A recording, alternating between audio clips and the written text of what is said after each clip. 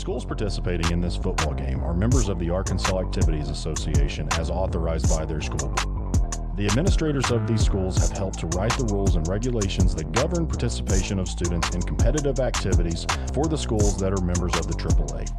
The Arkansas Activities Association, which is sponsoring this football game, is a voluntary nonprofit educational association of some 500 junior and senior public and private high schools of Arkansas.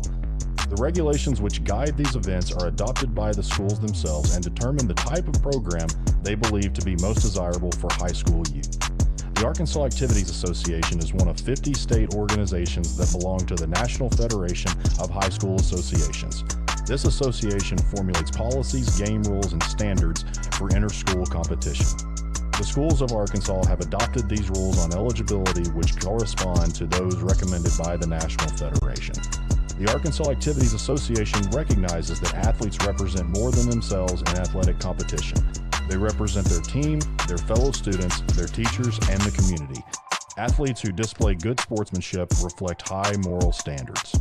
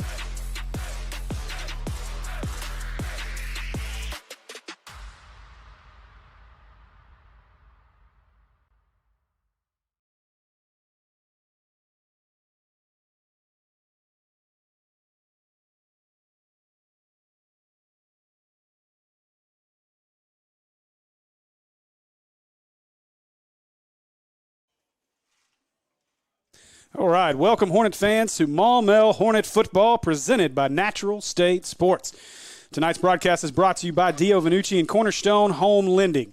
As a realtor myself, I know the importance of having a trusted lender in your corner who you can count on. I recommend all of my clients to Dio, and over the last 4 years, I've completed dozens of transactions each year with Dio's team, and never once have we not made it to the closing table. So get your home started today by texting Dio to 36260 and be certain you'll cross the goal line to home ownership. So we are live from the Hornets' Nest tonight for a huge matchup with the number 1 ranked Pulaski Academy Bruins. And coming up on the Maumelle Sports Network pregame show, we're going to preview tonight's matchup with Pulaski Academy and give you our 4 keys to a Hornet victory. We'll be back in just a few minutes with the rest of our crew. You ready for this? Home field advantage is such a huge deal in football, and I think it's a huge deal in the mortgage world too. And that's why, we're a local company. We have in-house processing and underwriting, and that enables me to make sure that my customers have a great experience from kickoff to the closing table. That's just what we want to do, is give them a great experience. With Cornerstone Home Lending, you'll always have the home field advantage. Text DIO to 36260 to get started today. At American Pie Pizza, we use only the best and freshest ingredients to ensure the product we put on your table is at its peak for your enjoyment. Our pizzas are thin crust and considered by some as the best around. And as a locally owned small business, our goal has always been to provide a great product at a great price and give back to our local communities. This is why we are excited to be the host of Hornets Live every Tuesday night during football season. Come see us at 7 p.m. every Tuesday and get the latest scoop on your Hornets while enjoying the best pizza, salads, wings, and sandwiches in Central Arkansas. And don't forget about our daily lunch specials and trivia nights on Thursdays from 7 to 9 p.m.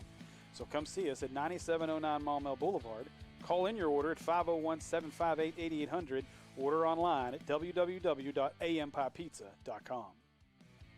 So you know how in the fourth quarter of a football game, when the game's on the line, it actually gets kind of stressful, and that's not how a home loan process should be. When you're a week away from closing, which is the fourth quarter, you shouldn't have stress. And that's what, at Cornerstone, we want to take away. We want that to be a stress-free experience for you. We want it to be that blowout victory.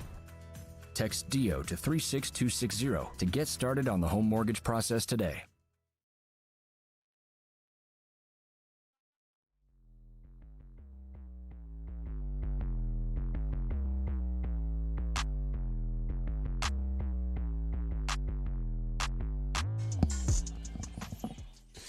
All right, welcome back, Hornet fans. It just got loud in here. Ring that bell. Ring that bell. There it is. We are ready for football tonight. Welcome back, Hornet fans, to the Maumelle Sports Network pregame show. And let me introduce you to the rest of our crew. Getting those on-field views is Matt Rush. Getting you this bird's-eye view from right up here in the press box is my wife, Kristen Henson. All the glitz and glam you see on screen is thanks to the man in the production truck, William Watkins. And not quite joining me yet because he's got a hot dog shoved down his throat is Andy Gates. So, you're welcome, buddy. As we are awaiting kickoff, we're about 18 minutes away. I think you choked up a nacho. And, hey, you know what? If you'd have been here earlier, you could have had all the corn dogs you wanted. You know what? As, some of us have a job that we have to be at for 12 hours. Hey, I had to be here at 3 o'clock for basketball practice. I want to hear it. So it wasn't bad. It wasn't bad. Actually, I got to see the guys do a lot of running because that's about all Coach did. So lots and lots of running. They didn't play defense. There was lots and lots more running. They didn't play defense. There was a lot more running. So, you know. But, hey, I'll tell you this much. Colby Garland doesn't miss a shot. Carl Daugherty doesn't miss a dunk. Caleb Thurman is one heck of a defender and passer. So it's going to be fun. And, well, you know what? I'm going to keep that news to myself until next week. So, anyway, as we get ready to preview this one, it's a big game. PA comes into this one 5-1 on the season. Their only loss was to a powerhouse in the Nashville area out of Tennessee. One of their worst losses actually in school history. A tough loss there, but that's their only loss on the season. The Hornets, we come into this one on a 2-game winning streak after starting the season off 1-4, now to 3-4. And now it gets real. You get PA this week. You get Whitehall the week after.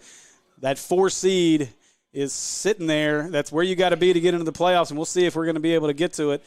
Need a win tonight. And I think we could shock a lot of folks if we could knock off the Pulaski Academy Bruins tonight.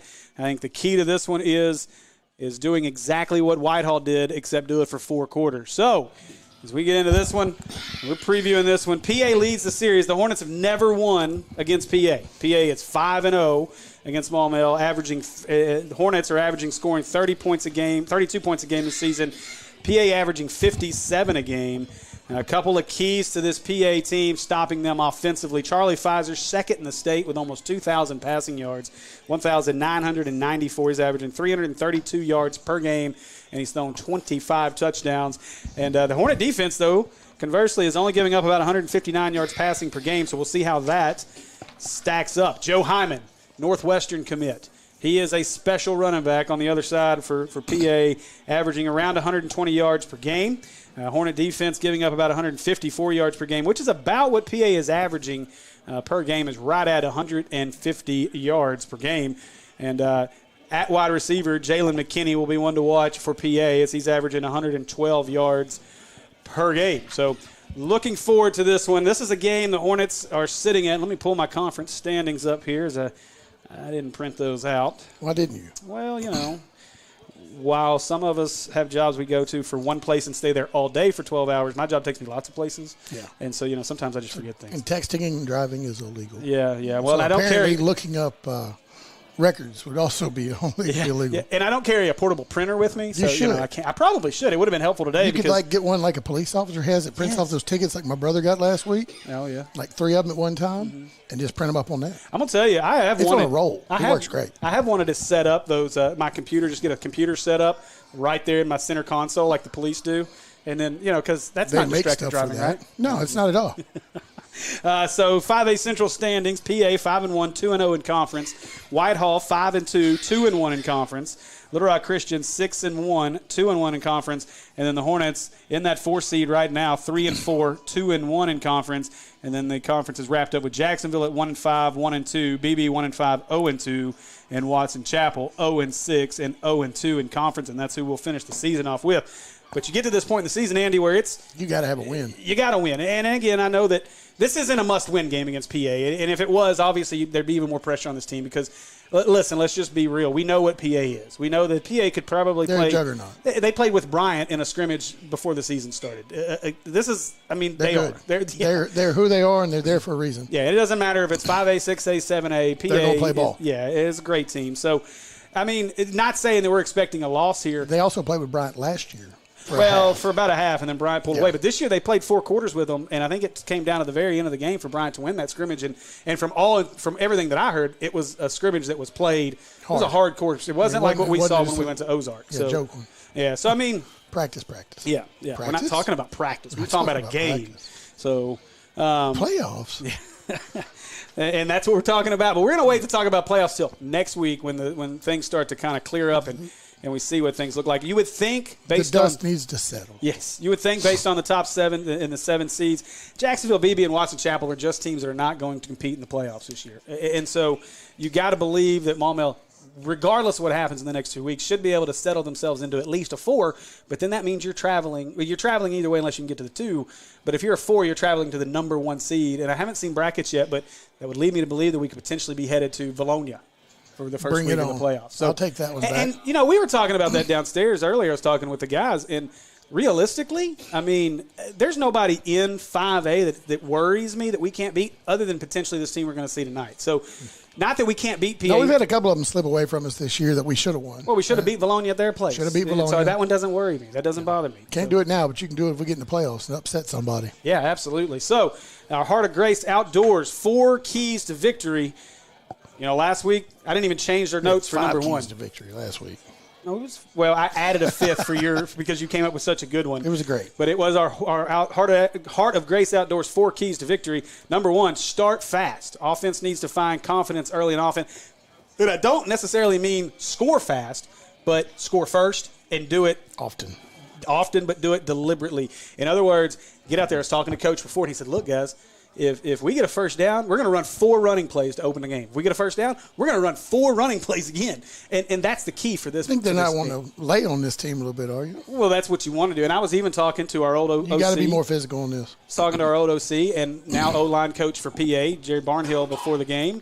And I'll tell you about that in a minute. We had a conversation about that as well. He kind of laughed. Explain yourself. And he said, that's what you have to do to PA. I think they were talking about, the Arkansas-Ole Miss game and how Arkansas, if only we had a big running back that could just run the clock out.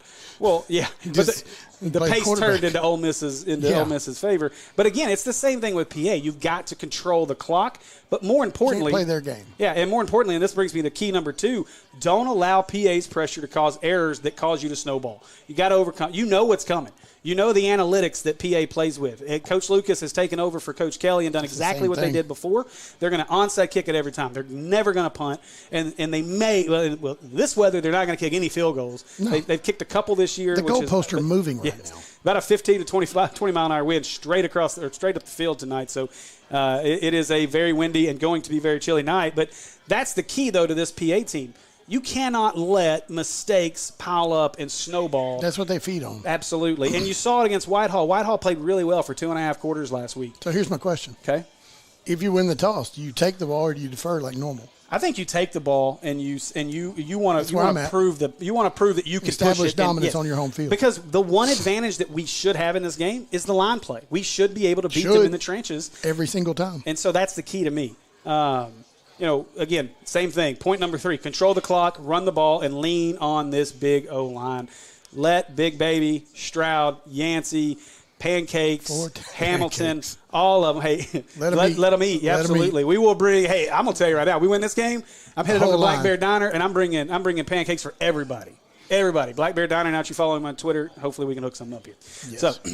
So, number 4. They got those large pancakes. Oh, dude, I saw the picture. Oh, my The God. size of a pizza pan. They look amazing. So, key number 4 to getting the win, pressure Charlie Pfizer. Get in his face. I was talking to Nico. I think we can do that. I was talking to Nico earlier, and he's down there playing some cornhole. And he said, What? he said, he was like, I'm amazing at this game. And he missed like the first 4. I said, I think you probably should think about basketball and get your shot back maybe a little bit. And then after that, he hit like 10 in a row, just sunk all 10 Kind of of them. like the three-pointer time. Yeah, absolutely. He just wants the pressure. And so I told him before he left, I said, you need to be hitting Charlie Pfizer like that tonight, all night. Go get him all night long.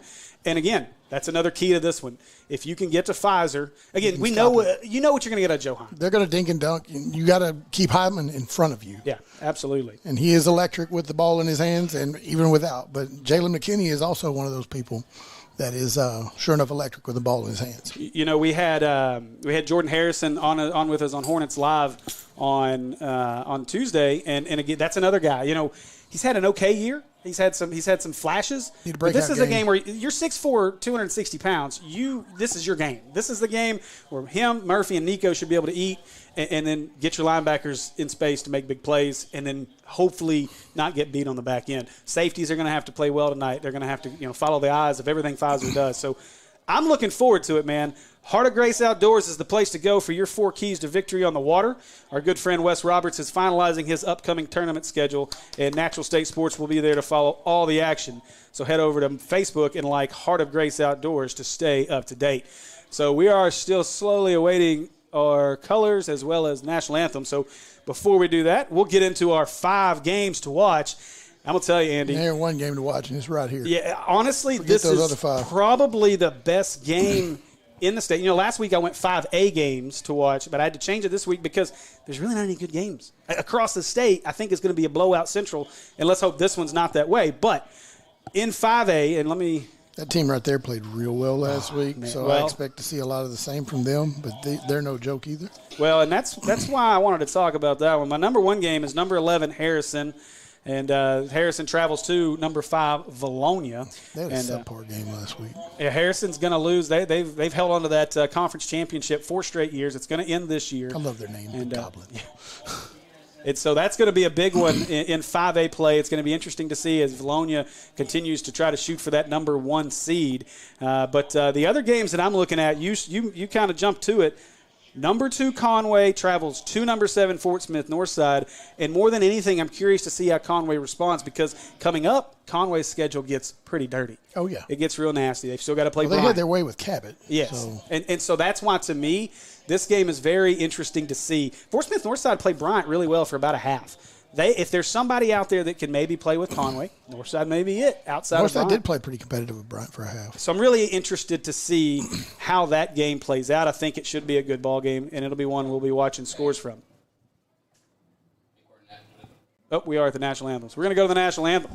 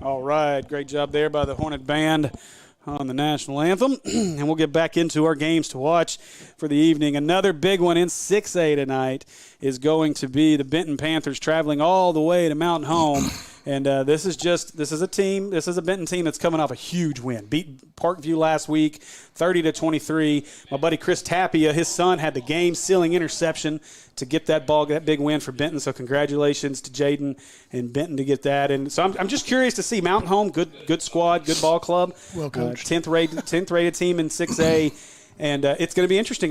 That's a classic letdown. You got to drive all the way to Mountain Home. It's a long trip from Benton off a huge win, and we'll see just how well Benton responds.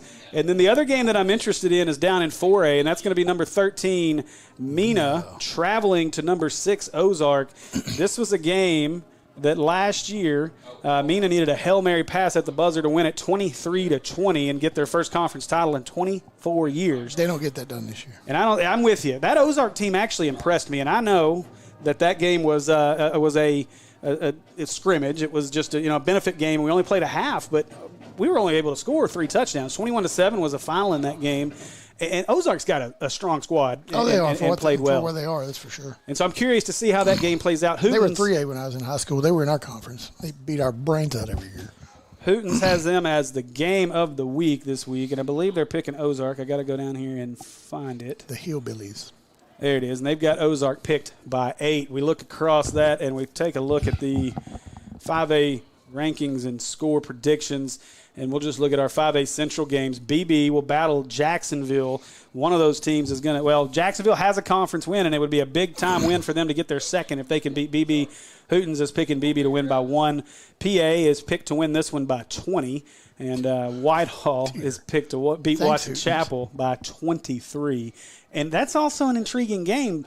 Whitehall, obviously, you know that they had conference title in their heads. They were hoping conference title. PA last week. And they were there for 2.5 quarters, and then again that pressure thing. They fumbled the ball, they allowed an onside recovery, and suddenly it went from like a 28-28 game or 28-21 game to a 56-21 game. So, that's what you got to avoid, and we'll see if there's any setback. Your for hands Whitehall. team has to be ready with them at all times. Yeah, we were talking with Coach. I was talking with Coach about that in practice the other day too, and they've obviously been working hard on it. We'll see all of the main starters, Rod and Jesse, and all those guys on the hands team, and so as well as Nico and others. So it'll be interesting to see how we play that. Captain's hitting the field. You are right. Our captains are coming out, and so let's run through our starters here real quick. And the Predator himself. As we get ready to get this one going, starting at left tackle will be Andrew Big Baby Chambley. At left guard, Kelby Pancakes Forte. At center, Braden Yancey. Haven't heard a nickname yet. Right guard, Caleb Stroud. Right tackle, Kevin Hamilton.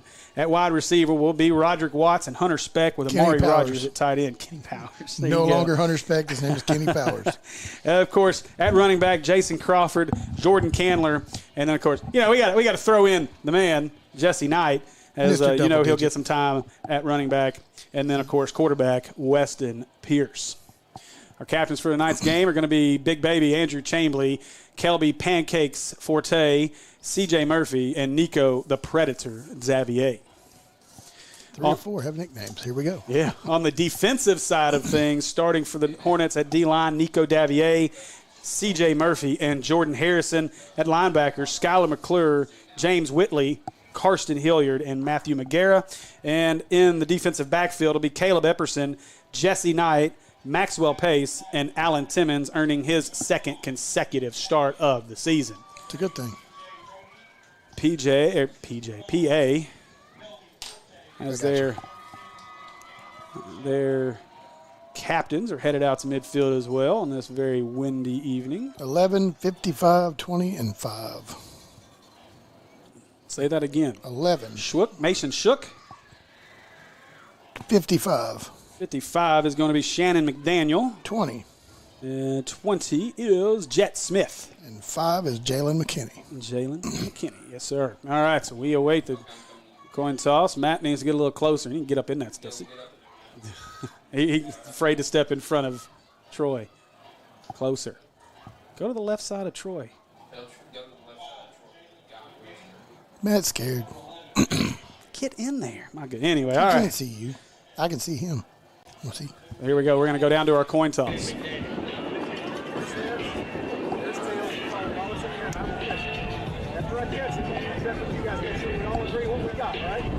Nico has a clown. Yeah, he's got it. On the back, it's it. Kristen hates that. It's Pennywise. I'm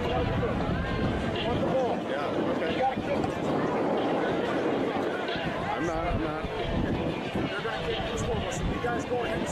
PA looks like they're going to toss. We're kicking.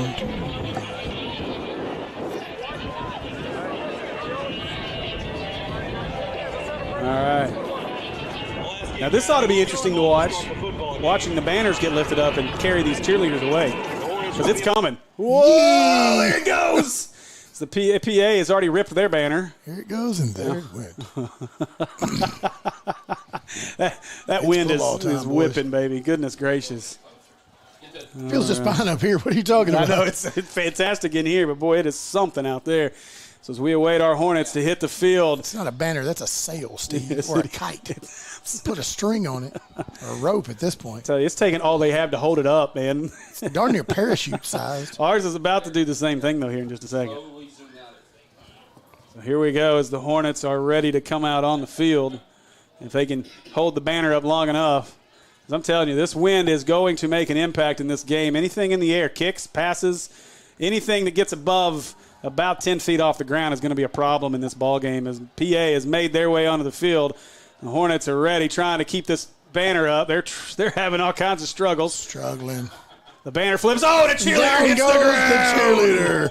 Down goes the cheerleader. Matt got it. Here we go. Every bit of it. All right, run through it, boys. Don't give us any more time. Don't let the cheerleader. No, you don't want to stand there. Oh, no. You don't want to stand there. Oh, no. No. She wasn't ready. Call of the week right here, y'all. Oh, man. As we await. Going to get runt over. You know, you got to be ready. Runt over. All right, now we're good. Now we ought to be able to run through it. Let's go, boys. They're already on the field ready to kick off. I know it. We're giving them the ball to start. Well, they took it. They won the toss. All right. All right, here we go. Maybe. We're still giving it to them. Maybe. Come on. There they come, the Hornets. There we go. As your Hornets have hit the field.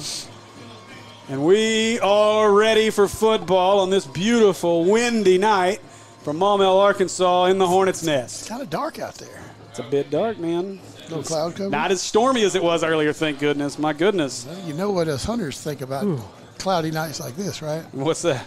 It means that them animals that usually come out at night wait a little bit later in the mornings, and tomorrow's opening day of muzzleloading season, and guess who is not going to be in a tree? You. Exactly. All Thanks right. a lot, work. Hey, carry us for just a minute, Andy. I cannot carry you. You're too heavy. We're going to kick the ball off. You better go. Brookhagen lined up to kick off. What would you think if we went for an onside kick to start the game? It'd be kind of great. I think I would go Horton. All right, so here we go. As they're going to have issues getting, probably going to have to hold the ball on the tee, I'm betting. That could, well, we'll see. Really won't. Is that Brookhagen or Kim? That's Brookhagen. All right, so they're going to plan to kick Probably it. Drive it. PA's ready for something short as they've got everybody up around the 40, but the two return men at the 15. This ball's in the end zone if I'm that Brookhagen. wind, it should be. Yeah, just get it up. Nope, going to pooch this one to the left into a hole, but it's going to go way out of bounds into the stands. Wow. A little too much on that one. Again, that wind is going to play some tricks with things tonight. And they're throwing into it to start the game. So. Yes. So here we go as the defense is on the field for the Hornets. We'll see if 5'8" and 58 can find their way into the backfield tonight. This would also be one of those games. You know, we haven't seen a defensive touchdown since, what, the Bologna game? So I think it's about time that we find the end zones on defense, and it'd be nice to do it on this very first drive. You tell me why Roderick Watts is playing defense? I don't know. Is he? Very top of the field. They were going to try to go 5 defensive backs tonight. I know that was part top of the plan. Top of the field is number 6. First play is going to go to Hyman. They're going to go with the reverse. Now I want to throw it again. They're going to throw this one with – they're going to try to throw this. Jesse's coming. Ball's just thrown up in the air and going to be dropped. Hornets catch a break there. What a play. As McKinney dropped it, and I tell you what, there was a lot of movement on that ball to get around. There was a lot, but boy, the Hornets had a chance to really just destroy that play. PA, you know they worked on that in practice all week going, this is our touchdown play to open the game. And that took forever. I'm surprised it took Knight so long to get back there. He was running a long way. He was. All right, so this time got 2 backs next to him. That's going to be McKinney and Hyman. And Pfizer keeps it. He pitches it out to Hyman. Coming out there is Pace, and the Hornets stack him up. Great job by the defense to get back there. That's going to be about a 3-yard loss. Jesse Knight. Knight and Pace. I see Nico coming out of that as well. Nico was there. So great job there as the Hornets get that stop. Now we got to stop the pass. I don't know how that's only a 1 yard loss, but it's going to be called 1 yard. 3rd down and 11. Motion man is Hyman. They're going to give it to him. That's a pass. Hornets try to stack it up. He's going to try to get around the corner. He's there. If he gets a block, he's got the block. Now he may run across the midfield. That's McKinney, not Hyman. Breaks another tackle. Mosby trying to run him down. Mosby's going to get there. Can he pull him down to the 20? He does. All the way down to the 17-yard line, though. And that'll be a first down for the Bruins. Simple dink and dunk pass ends up with 60 yards a gain almost. Is that a flag? No, I think that's just some debris on the field. It might be a PI roofing penalty, but I don't think so. It is not, and so that's a big gainer there for PA. 3rd and 10. 3rd and 11. See what happened? Yep. And this is one of those, I mean, again, the pressure. They're going to go for it on every 4th. time. So it's 4 down territory no matter where they're at. So 1st and 10 now from the 17. And now they'll pitch this one out to Hyman. Hyman trying to get around the corner. And at the 15, going to be pushed out of bounds there. That is Epperson, who knocks him out of bounds at the 16, and that's just going to be a long 1 yard gain. Kill that.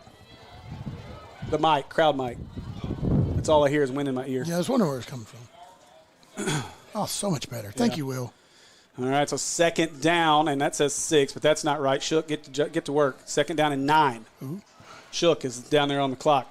Now Pfizer, he's going to run with this one. He's got space up the middle, slides late, diving over the top of him. Was that Epperson that was about to take his head off? No, that was Murphy.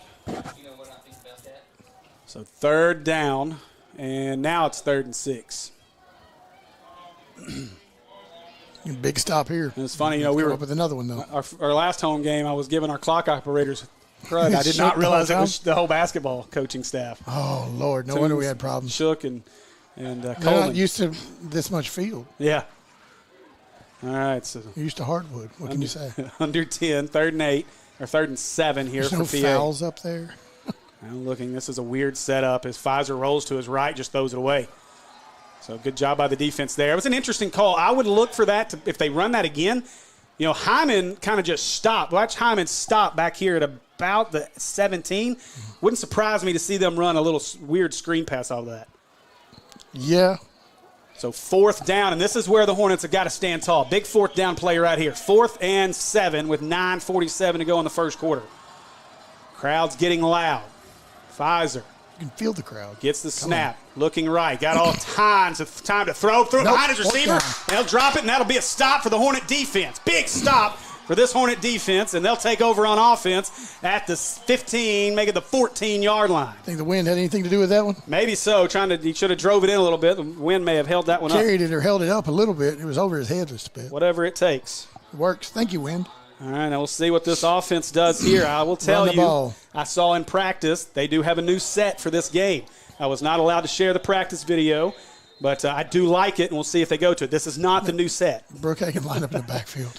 Now they'll run motion here, and now they'll give a little pitch inside. This was one of the plays they ran early. That's to Crawford. Crawford might have got back to the line of scrimmage, and that's going to bring up 2nd down, and Jesse Knight onto the field immediately, as well as Amari Rogers. Specked off as well as Crawford, and I got to imagine this is going to be the new set. This is going to be. This ought to be interesting. Should see Pierce under center on this one. Oh boy, is Amari lined up as a fullback? It works really well. When they blocked it up well in practice, it looked really good. I got some great drone footage of it. But you couldn't share it. I wasn't allowed to share it. Coach told me that it wasn't allowed to get out at all. And you can see the plan here is the Hornets are in no hurry to get on the line of scrimmage here. Down to 13 seconds on the play clock. And they are. They'll get both tight ends. It's the first time we've seen this. All tight ends are on the left side here. And that's where they're going to go. Right behind that with Knight. Knight's got to shot himself inside across the 15 to around the 17. They might have gotten yard. 2. Out to the 16. 16. Yep. So maybe 2 yards on that one. And so that's going to bring up a 3rd down and 8. Now Speck back on the field, so they'll bring more of a passing set here with 3rd and 8. The clock is your friend if you're Maumelle. Absolutely. Now, the one thing about this is, does this hurt your momentum and your rhythm as an offense? If you get it going, it doesn't. Yeah, you got to get a first down here, though. If you can get this, it's almost like trying to go with the hurry up. And if you want to really make this work, get the first down. Because then you're going to go 4 more downs here and run as much clock off as you can. So this time, it'll be the pistol formation. Can you tell if that's Jesse? In I the believe it backfield? is. I didn't see Yes. Jesse come off the field, so I believe it is Knight. It is. All right. Weston, he's going to look to throw, looking to his left. He's going to scramble up. He's got room to run if he wants to. Instead, he's just going to throw it up. Rogers coming to get it. He caught it. Big catch by Amari Rogers, and that's a Hornet first down. Way to get the tight end involved, even if it's a busted play and you get it. Big play Yes, he there did. as Rogers did a great job to come back and help his quarterback, and that's a McClarty Nissan first down. And the clock is still rolling. That's right. Tick, tick, tick, tick, tick that clock. This is the one This game is where going to be one game that I'm going to hate calling just because of how slow it's going to go. now the officials are going to get involved. They're going to stop things and slow things down. We don't have red flags. What's the conversation here as they're Clock's talking still with running. the coaching staff? Good job, Shook. Now, that's one of those times where it's a win. Yee. Now, let's see what are they talking about Little here. Rock Christian status on that one. I don't know what this conversation's about. I don't think there was any question that Rogers caught it. Caught the ball. Well, what are we talking about here? You can't go back and review it. We can, but you can't. So still waiting here as there's quite a conversation going on between the White Hat and the Hornet coaching staff. Chambers is not happy. Now, let's see. They're asking to pump the clock back up to what? I think that's the question, is maybe we were having issues with the clock. I don't see a problem. They want that clock up to what? You can't raise it up any more than 40. It's at 40. It don't go any higher than 40, White Hat. What do you want?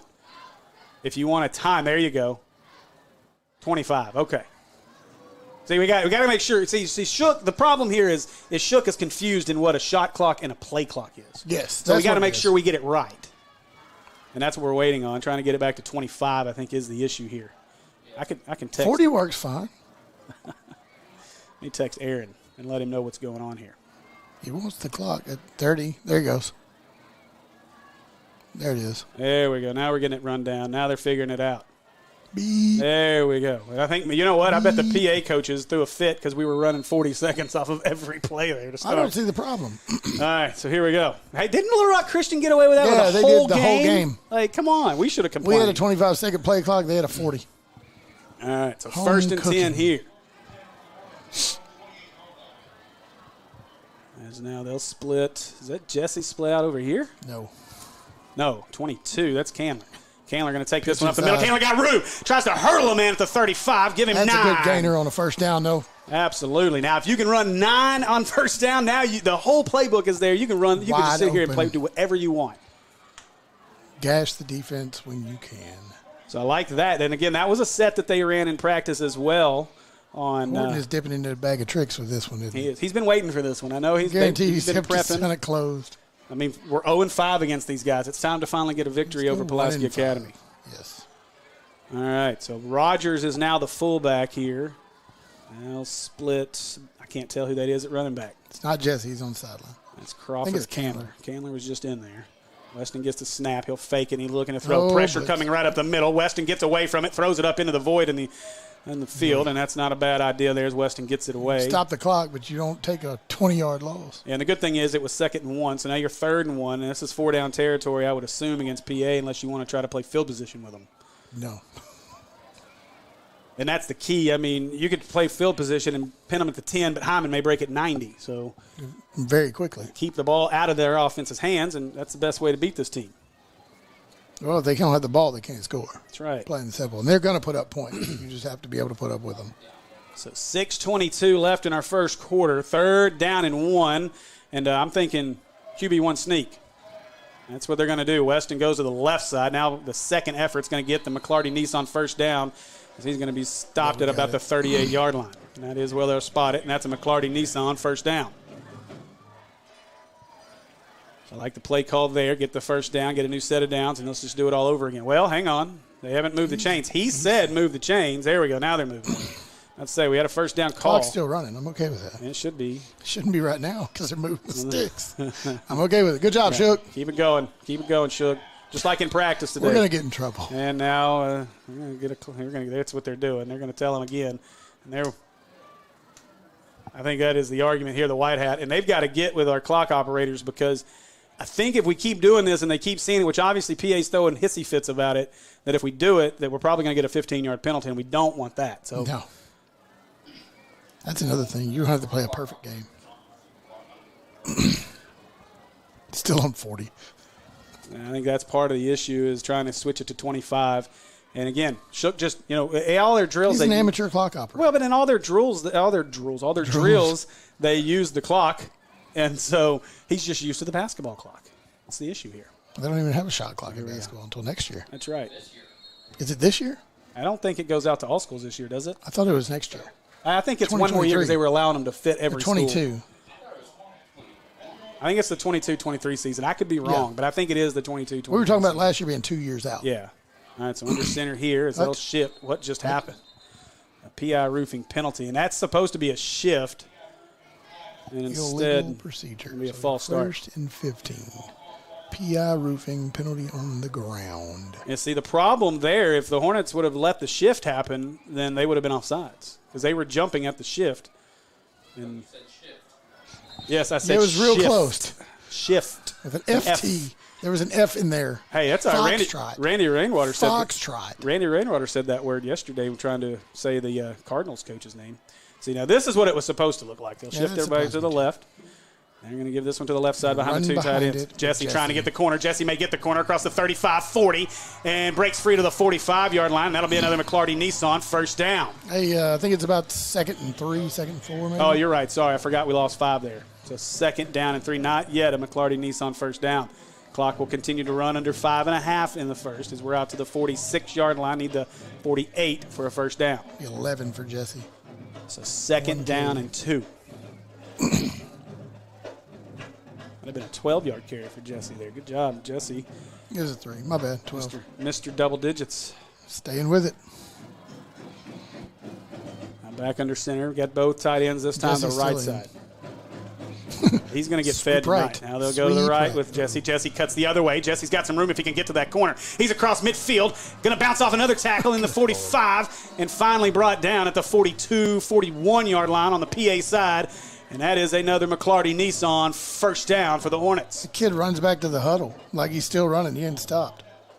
Jesse's had a tough week this week, so he's looking to show out tonight, I think. He's going to need to. It's a big one here. 4 now, under 5 minutes, 4:45 and counting to go in the first quarter. And if you're just joining us, the Hornets, outside of a big run by McKinney for PA, the Hornets got a 4th down stop inside the red zone of PA to take the ball over at the 17-yard line. 3rd and long when he got the big run. Yeah. So first down, 4.5, under 4.5 to go. Now Weston back under center. Now give it away to Pierce. Pierce got room. Sorry, Knight got room to the left. Knight, that's another 10 as he's knocked out of bounds inside the 30. And that'll be a McClarty Nissan first down for the Hornets. That kid's amazing. I'll tell you, if he can do that all night, this is going to be a fun night for the Hornets. Kid didn't even play running back for the first 4 games of the season. All of a sudden, it's like, oh, look at this guy. He's going to play safety and running back. Oh, did I mention he's our punt and kick returner too? We won't see much of that from him tonight, but no, he's got to get all his yards here. Over 200 all-purpose. I think 219 all-purpose last week at Jacksonville. Not saying anything about the other player on the other side. No. We're not going to reference that. We don't want to see him tonight. Nope. He can sit right over on the sideline and enjoy his view. This drive takes 2 quarters. I'm fine with it. Why is the clock? Oh, he went out of bounds. All right. So Pierce gets the snap. Give it to Knight. Knight this time. PA in the backfield. All by his helmet. They're going to pull him down. And that's going to be a loss of about 3. Make it 4 on that one. Bring up a 2nd and 14 for the Hornets. This time Knight will come off. Rogers comes off. Speck and Crawford into the game now. Pass to Kenny Powers. So 2nd down and 14 here for the Hornets as they look to the sideline. Getting a play clock, so 20 seconds on the play clock. I'm going to go get some yarn at halftime so I can knit a blanket between these plays. We've complained about slowdown, but we like it tonight. Yep. Be the one game of the year I'm approved. That's right. So Crawford is now to the right side of Pierce. Pierce gets the snap. That's where they're going to go with this. Crawford makes the catch, looking for some blocks, makes a man miss across the 30, inside the 30 to the 27-yard line, maybe the 28. And that'll make it 3rd down and 8 here for the Hornets.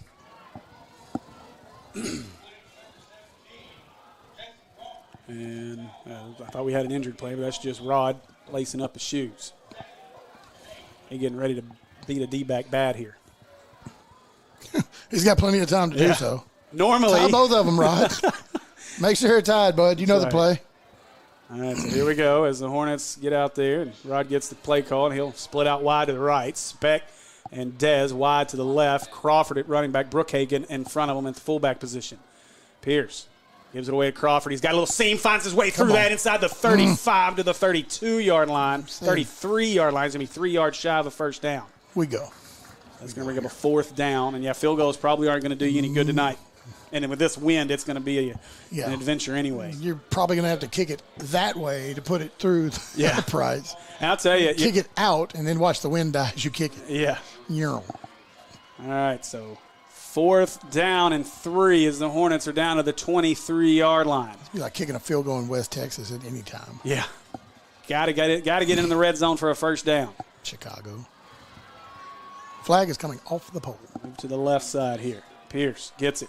Gives it to Knight. He's met in the backfield. And he's going to be stuffed at the 25 as the Hornets lose 2. And PA stops the Hornets on 4th down, and they'll turn it over on downs back to PA. That one hurt. It does, but you shorten the game up. You got the clock under 2. Now just let the defense come out. They've got plenty of rest. Do the same thing you did on the first drive. Just sooner. Yeah. Wouldn't mind a 4 and out here. Can't say 3 and outs anymore with PA. 4 and out. Take a that 4 just and sounds weird, man. It does. Punt? What's that? We don't even have one of those. All right, so Pfizer with Hyman to his right. Here we go. And that one actually snapped straight to Hyman. Hyman going to the left side. He's got some blockers. Breaks one tackle. Oh, what a stiff arm, but taken down. That is number 32, Jacossi West. Hyman's hurt. Oh, no. I don't want to see that. Oh, man. I'm going to look at the replay here and see. Shoulder. Yeah, his arm got stuck. Oh, we don't want to see this at all. That ain't good. Oh, man, you hate this for PA. Let's hope he's okay. My goodness gracious. He was stiff-arming West, and when he came down, his arm got hung up. I bet that is From what I can see. Going dislocated shoulder. From what I can see. Yeah, doesn't look good. No. I hate this, and let's just hope he's okay. As I see Coach Lucas coming across the field to check on his guy. And, man, let's just hope that Joe Hyman is okay. Yeah, he didn't move once he bumped the ground. Like I said, he hadn't been up at all.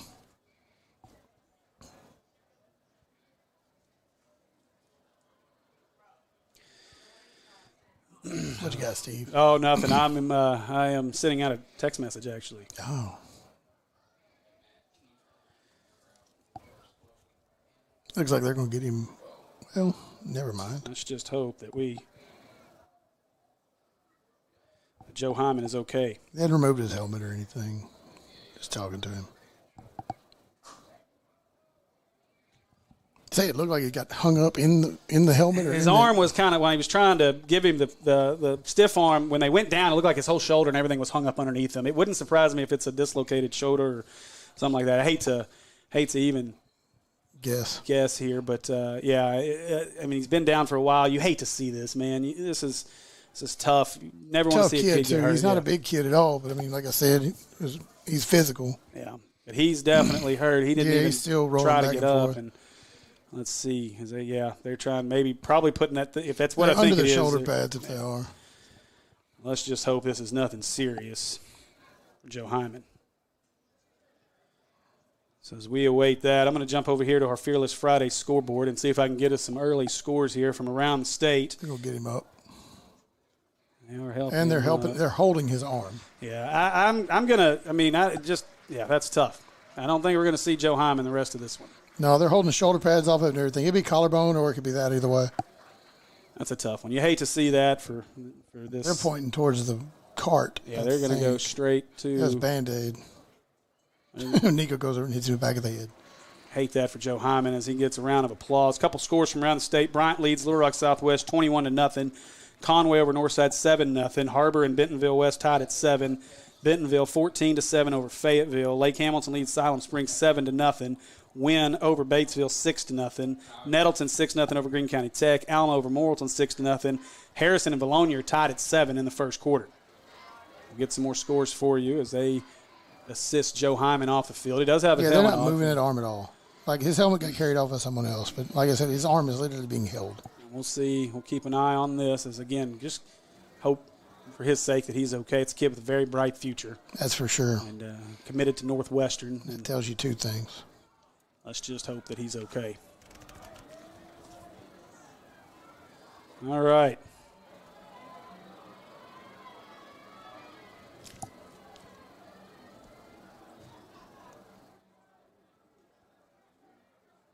All right, so PA back on the ball here after the first down run by Joe Hyman.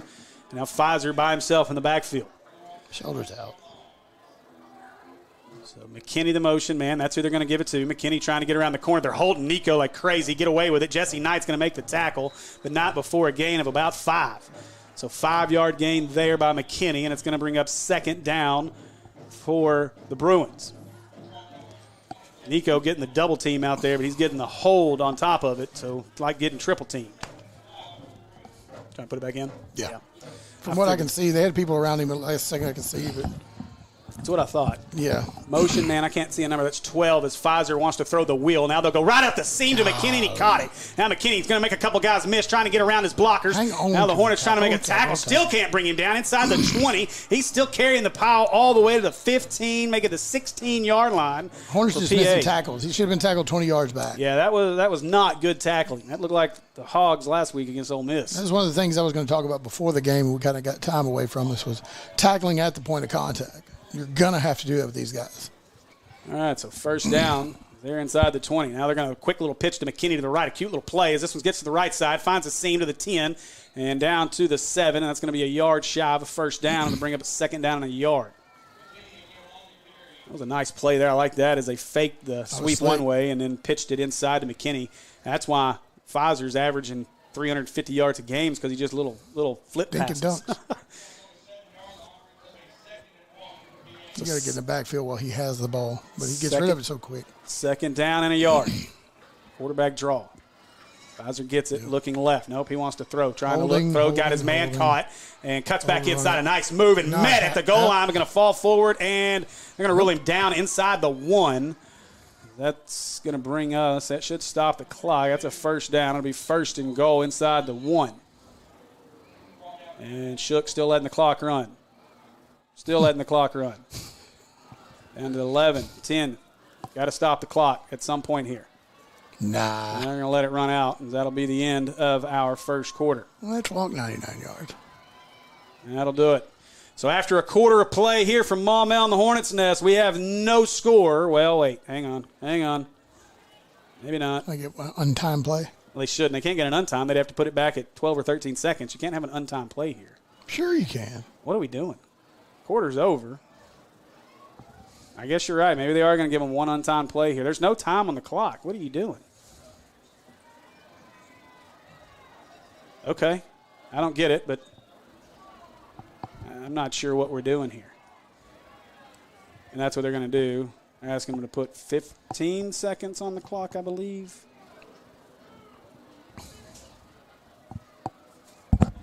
No, 12 minutes. 26 seconds? That doesn't seem right.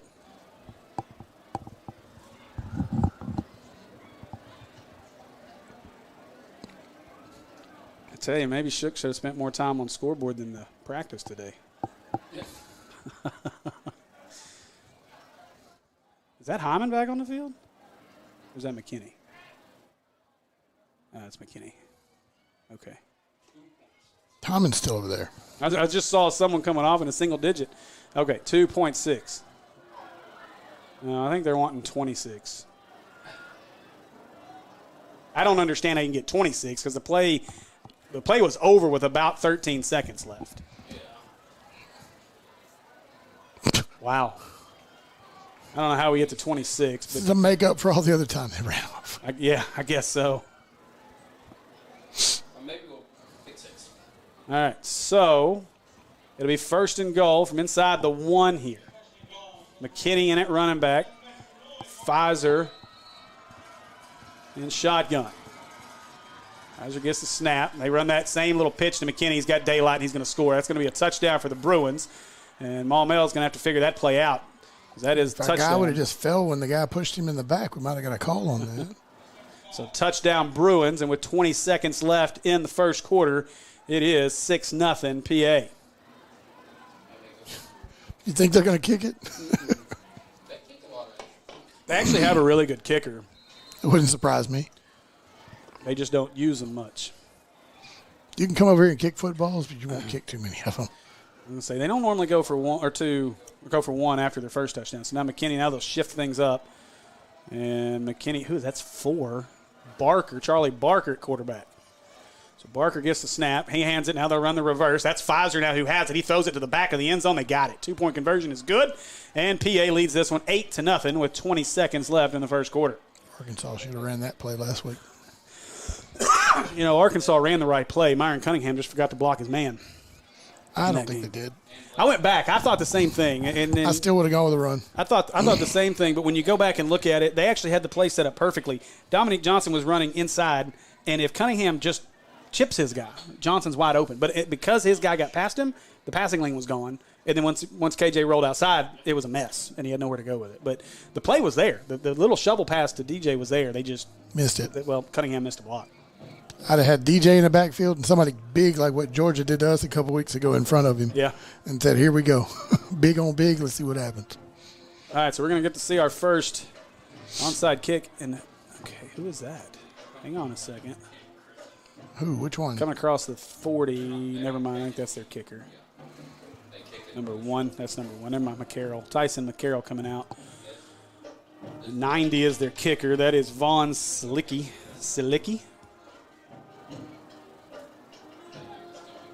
Do we not have play clocks on kickoffs anymore? Trying to find Hyman. So where did he go? Compton is the deep man. Is that him? No? All right, so Silicky to kick this one. They'll kick the onside kick. And let's see if they go with just the traditional kick or they try some trickery and go to the backside. There's the onside kick. Bounces, fall down. Or break the tackle, I guess, at the midfield. That's Jesse. Of course it is. And Jesse at midfield. And the Hornets will start this one in PA territory at the 49-yard line.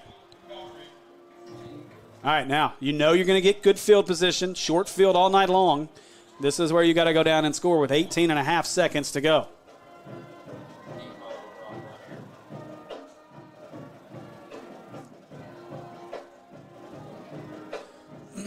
Still no sign of Joe Hyman on the sideline right now, I don't believe. I don't see him. He was over on the bench right when they scored, and I haven't seen him since. Maybe disguised him and took him out of here.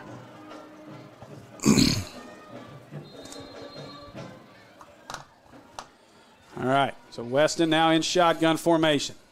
He'll take the snap. He wants to throw. Looking. Protection's good. He's going to go deep. Got Rod deep and overthrew him. Wow. Ball that doesn't happen just often. Here. You're right. Look at that. Wind is just playing tricks, but Rod had him beat. That's 6 if he throws that, if the wind doesn't catch that pass. Tough one there as that ball floats on Weston and bring up a 2nd down and 10 now with 12 seconds to go in the first quarter. 8-0. Bruins lead. Weston's probably down there thinking, I can throw the ball 70 yards at this wind. He just about did right there. He got every bit of about 47 yards on that throw. It's just unfortunate that Rod only ran 37. Yeah, a little long. But that gives you some hope. As you saw Rod. Rod was out racing everybody. No one over there could cover him. Best receiver in 5A football. So now we got Speck and Rod to the right. Rogers at tight end. He's lined up in the fullback spot. Pierce hands this one up the middle to Candler. Candler breaks an arm tackle and inside of the 46-yard line, a gain of 3. And that'll bring up a 3rd down as that's going to be our last play of the first quarter. Go the other way, Hornets. So after a quarter of play here from Maumelle in the Hornets' nest, PA leads 8-0. You ready for this? Home field advantage is such a huge deal in football, and I think it's a huge deal in the mortgage world too. That's why we're a local company. We have in-house processing and underwriting, and that enables me to make sure that my customers have a great experience from kickoff to the closing table. And that's just what we want to do, is give them a great experience. With Cornerstone Home Lending, you'll always have the home field advantage. Text DO to 36260 to get started today.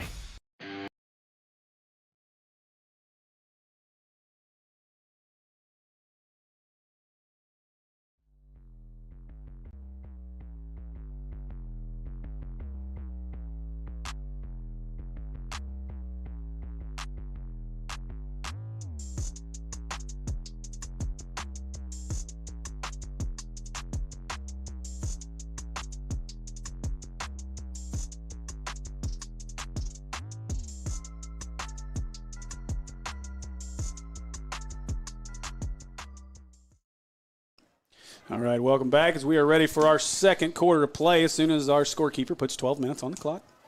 You know how much I'm going to give Coleman and Shook and Toombs after this game? I'm going to give them all kinds of trouble, man. They're going to make you run laps when you come watch practice. Horton may make them run laps because if we start getting 15-yard penalties for this, he's not going to be happy. Yep. AD might get mad too. No play clock, nothing. Did they go take a nap in the – We don't need one of those. Horton's about to get mad, I can promise you.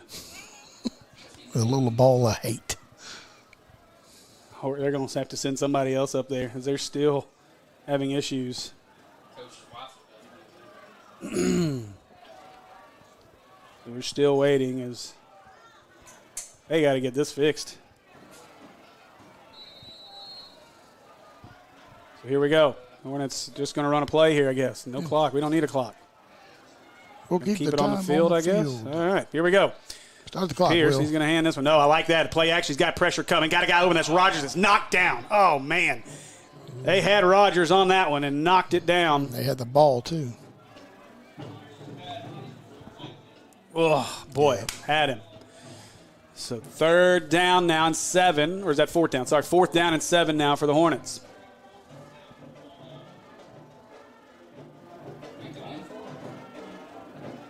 Hey, so, you know, this is what happens when you only have 3 home games in a season.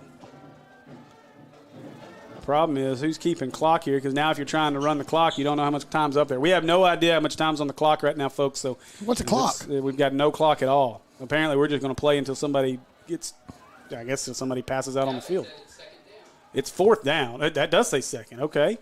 They snap. Pierce gets it out to Jesse. Jesse bobbles it. He couldn't break the tackles. He's pulled down back at the 48-yard line. And that is a turnover, as I don't know why the digital over there changed to second. But it's first down for PA as they get the stop. And so it'll be first down PA in Maumelle territory. Into those issues. Now PA has a short field. Yeah, and that's not what you want. And honestly, I mean, I understand what we're doing there, trying to keep the ball, but I probably would have punted there and played the field position game. All right. So right now, I think, and that's what the White has explaining to Charlie Pfizer, is that I believe they're keeping the clock, and he's just going to give them hand signals as far as where the play clock is, which shouldn't be an issue for PA tonight anyway. So Pfizer all alone, 5 wide here for the Bruins. Pfizer gets the snap. Again, no pressure at all. Last second, Nico got there and hit him. That causes that one to get over the top, and that'll be incomplete as Nico just got to him the very last second there. Nico getting a good push on the left side, and he was held just before he made the hit on Pfizer. And that's going to be a big key to this one. Nico, if they don't double him, Nico should be in the backfield on every play. Yeah, you should for sure, Steve. So second down and 10 here for the Bruins. Now this one's direct snap, room to run. That's 32. That's wow. Jordan. Jordan breaks outside across the 20, tripped up inside the 15 at around the 12-yard line, and that'll be a first down for the Bruins. How many running backs do they have? I think that was Timmons on the tackle, Steve. That was number 32, Kenny Jordan on that carry, and PA quickly back up on the line of scrimmage out at the 17-yard line. Pfizer gets the snap. He's rolling to his right. It's being held again as Nico day. trying to get to Pfizer, but he had to cut in. Now throws the corner, end zone caught, touchdown Bruins. 25. Number 25 caught that one. That is John Mark Charay. Boy, that's a quick score. And it was, and that's not what you want.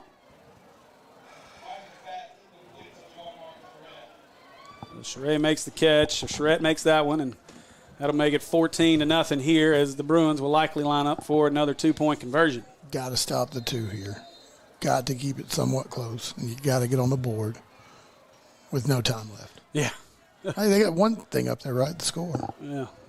Too bad that's right. Yeah. Can we go to 0-0 and just go off the scoreboard? All right. So I believe that is still Jordan in the backfield next to Pfizer. Pfizer gets the snap, wanted the slant, wasn't there, now wants the fade. It's not there. Throws this one to the corner, incomplete, and that'll be no good, and it's 14-0. Small victories are key here. Yes. I look at that as a small victory. All right. So 14-0. Again, sorry about the time, but we have no idea ourselves how much time is on the clock.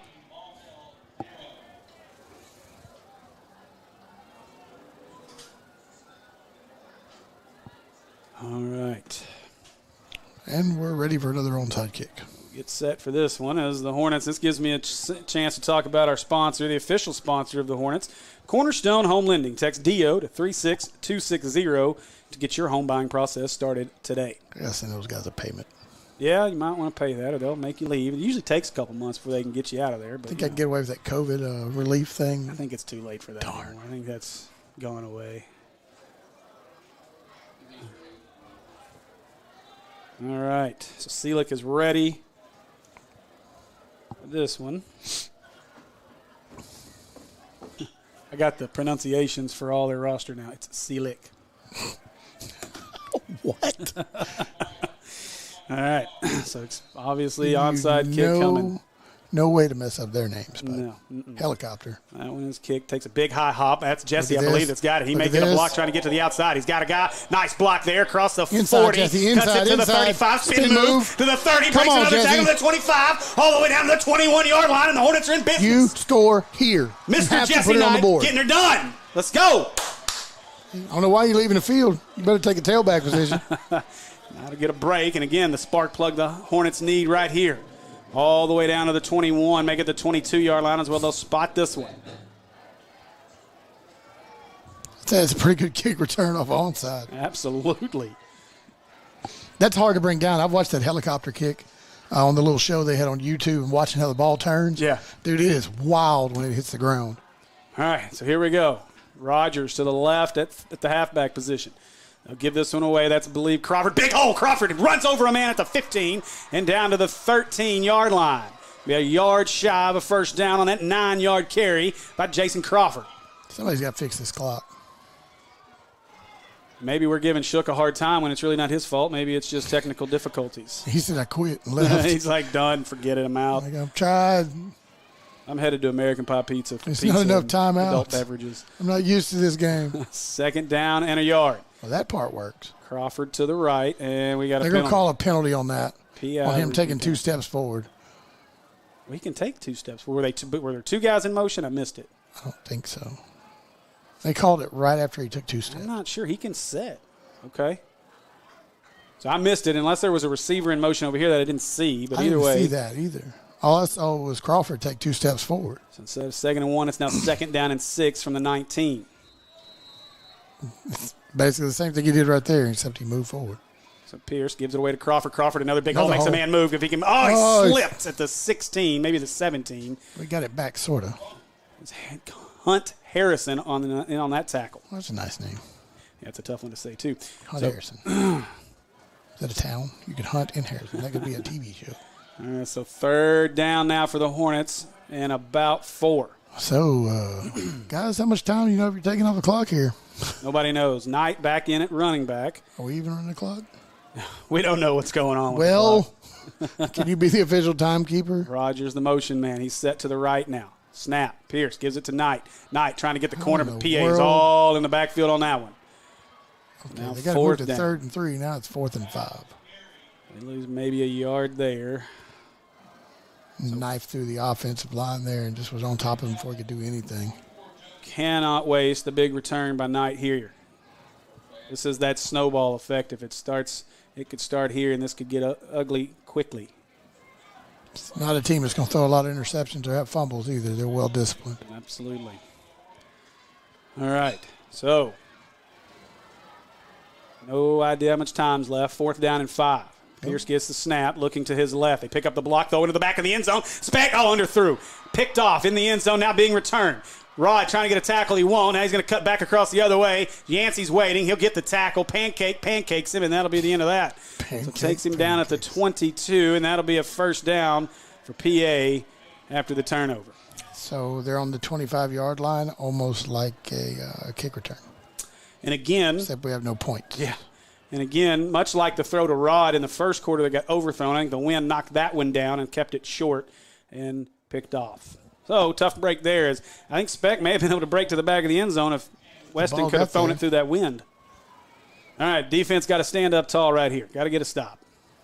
Somehow, some way. You got to make the tackle when you hit the guy. Be the first man there. Bring the only man that needs to be there. All right, so Pfizer, I can't tell who that is beside him. I think it's McKinney. No, that's Jordan going out to the left. Pfizer, quick throw over the seam, got his man. Wow. McKinney caught, and a first down. Hornets are getting eat up on that play over the seam as nobody's picking that one up. They are so open. It is ridiculous Wide open. right now. Our linebackers are not going with them, and I'm not sure who that is. It sits down in that zone, but you've got to stick with your man. Now, why they got three to the right, and they got guys open. Guy running wide open down the field if he wants him. Instead, throws it the other way and caught. Oh. What a catch! My goodness. As Charette makes that catch, John Mark Charette, he's inside the 5, first and goal. Bruins at the 4. Hands like a vacuum cleaner. Boy, that ball just kept floating, and somehow Charette went up and got it. He had time. And right now, Sitting there waiting on it. everything going against the Hornets. 2 plays. Need a turnover. Pfizer rolling to his left. Pressure coming with Mosby. He gets chipped. That's going to take him out of the play. Now Pfizer still looking. He's just going to step out of bounds at the 4. And that'll bring up a second and goal from the 4. Good defense that time by the Hornets.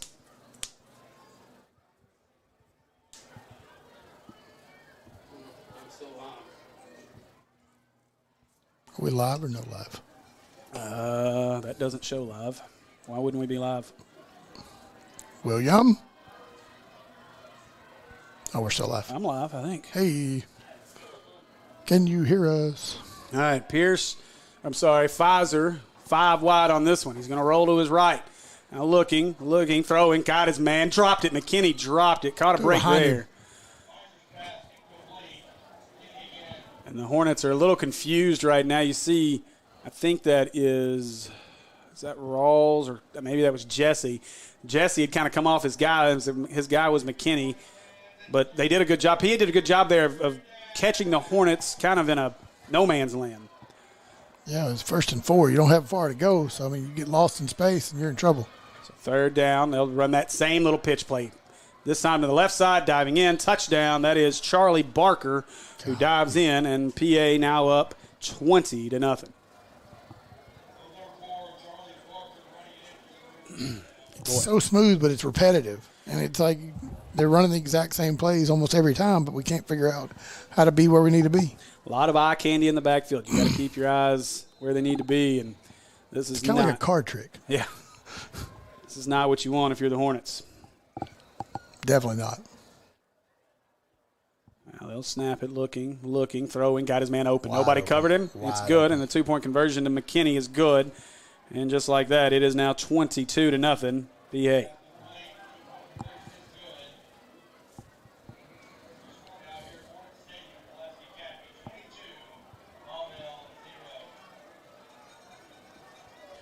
So, boy, Hornets are going to have to figure something out here quickly, or we're going to be mercy ruled before the half. And that's not a clock you can get to stop running after it hits 35 points. So Hornets got to score on this drive. This is super danger time right now. Got to be there, guys. While we got a second as we await the onside kick, remind you of our weekly coaches show, American Pie Pizza. Join us every Tuesday at American Pie Pizza for Hornets Live at 7 p.m. Located at 9709 Maumelle Boulevard, or watch us online, and you can order online at ampiepizza.com. All right, so Steve. Andy. We need a touchdown. Yes, we do. Yes, we do, and we'll see. It's frustrating to watch. You know, the players are frustrated with it too. So we'll see what kind of variation of the onside kick that Seelick goes with here. is it flat? It's not going to be helicopter this time because helicopter did not work too well for him. It is helicopter. It looks like it's going to be the helicopter again. See what kind of spin and jump No, it's you not. can get. It's on a tee. Helicopter's flat on the ground. All right, here we go.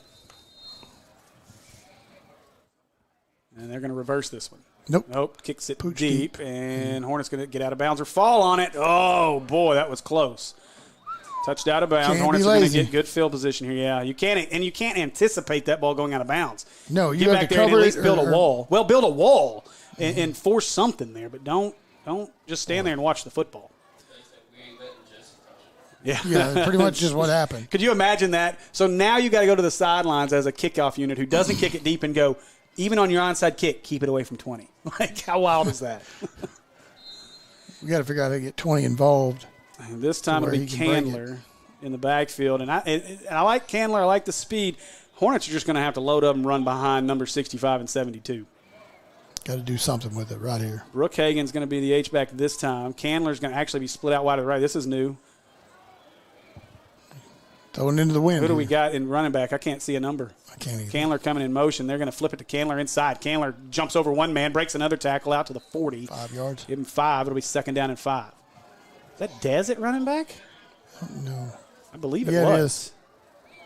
Dez is on the field, and he's standing right next to next to Pierce. I believe that was Dez in the backfield on that play. 6'3", 200-pound running back.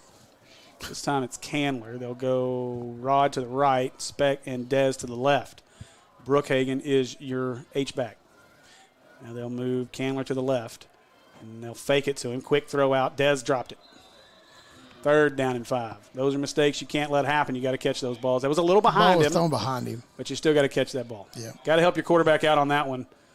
That stops the clock. We have no idea how much time. Again, no clock. Got zero right now. time as far as I know. Yeah, it's over. All right. So 3rd down and 5 for the Hornets. Again, I mean, I don't think you should put yourself in 4-down territory here. I know you're down big, but you got to play your game. If nothing else, you got to continue to prep for the rest of the season, no matter how this game goes. So now Candler will go to the right side of Pierce, Brookhagen to the left. They'll hand it to Candler. Candler cuts inside. Nice cut. He's going to get the 1st down across midfield. Makes another man miss across the 45 and inside Hornet territory down to the 43-yard line. Sorry, down in the Brute. Little man was moving there. Yeah. More of that. That's a McClarty Nissan 1st down for the Hornets. And a new set of downs here. I think that's Candler still at back. Rogers has now come in at fullback. Speck and Dez to the left. Candler to the left of Pierce. Pierce gives it away to Candler. Candler gets tripped up at the line of scrimmage, and he'll go nowhere, as that'll be no gain on that one for Candler. Now Knight coming onto the field. Candler will come off. Jesse will come on.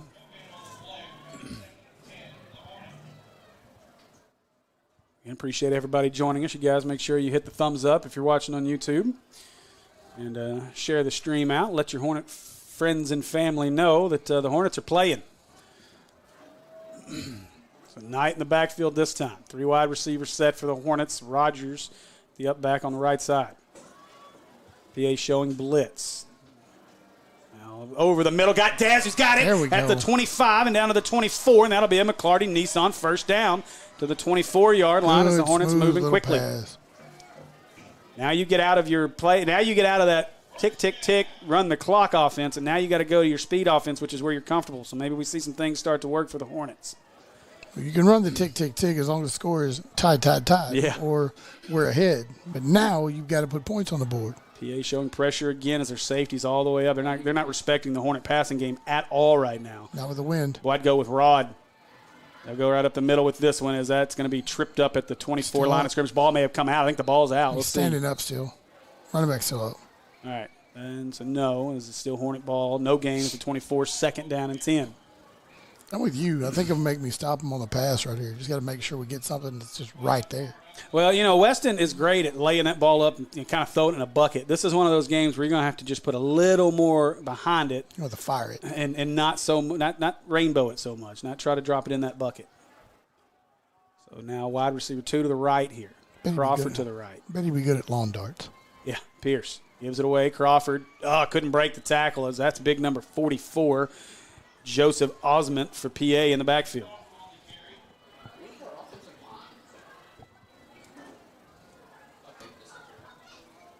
So 3rd down and 10 is no gain on that one. It's weird not having a clock.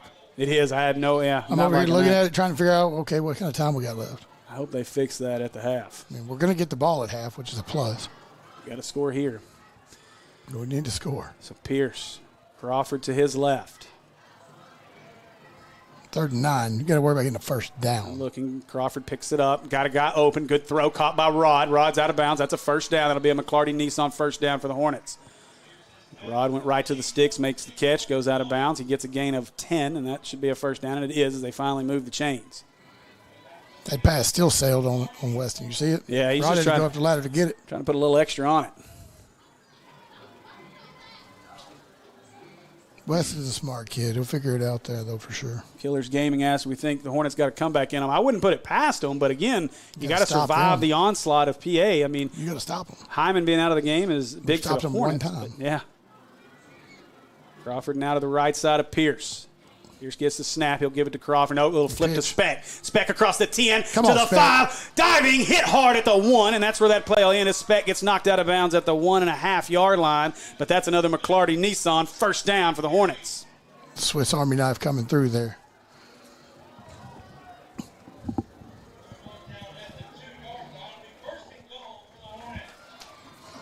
So here we go as the Hornets look to get this one in the end zone. I heard a cowbell. I did too. From the 1, you go QB sneak? They will. Pierce, no, and now we got a flag as the PI roofing penalties on the field. Not a big fan of that play right there. They're cutting our line under quickly. Get him up. There you go.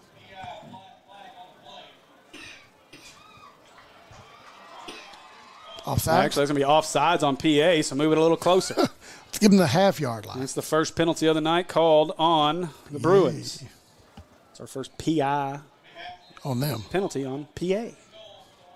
PI. I'd like to see some other PI penalties on PA in terms of pass interference. Hornets this time in shotgun with Pierce. Now he'll go under center. They're going to do this quickly, and they do. Snap it, and he's in. Give it to him. QB1's in. Now the extra push.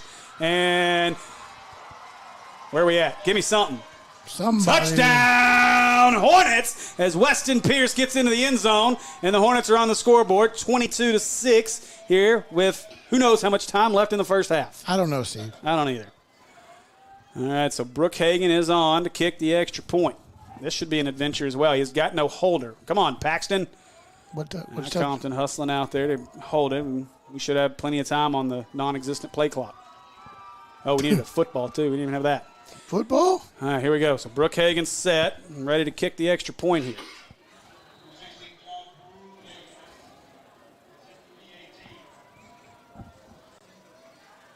Good snap. Compton gets it down. Kick is up and good.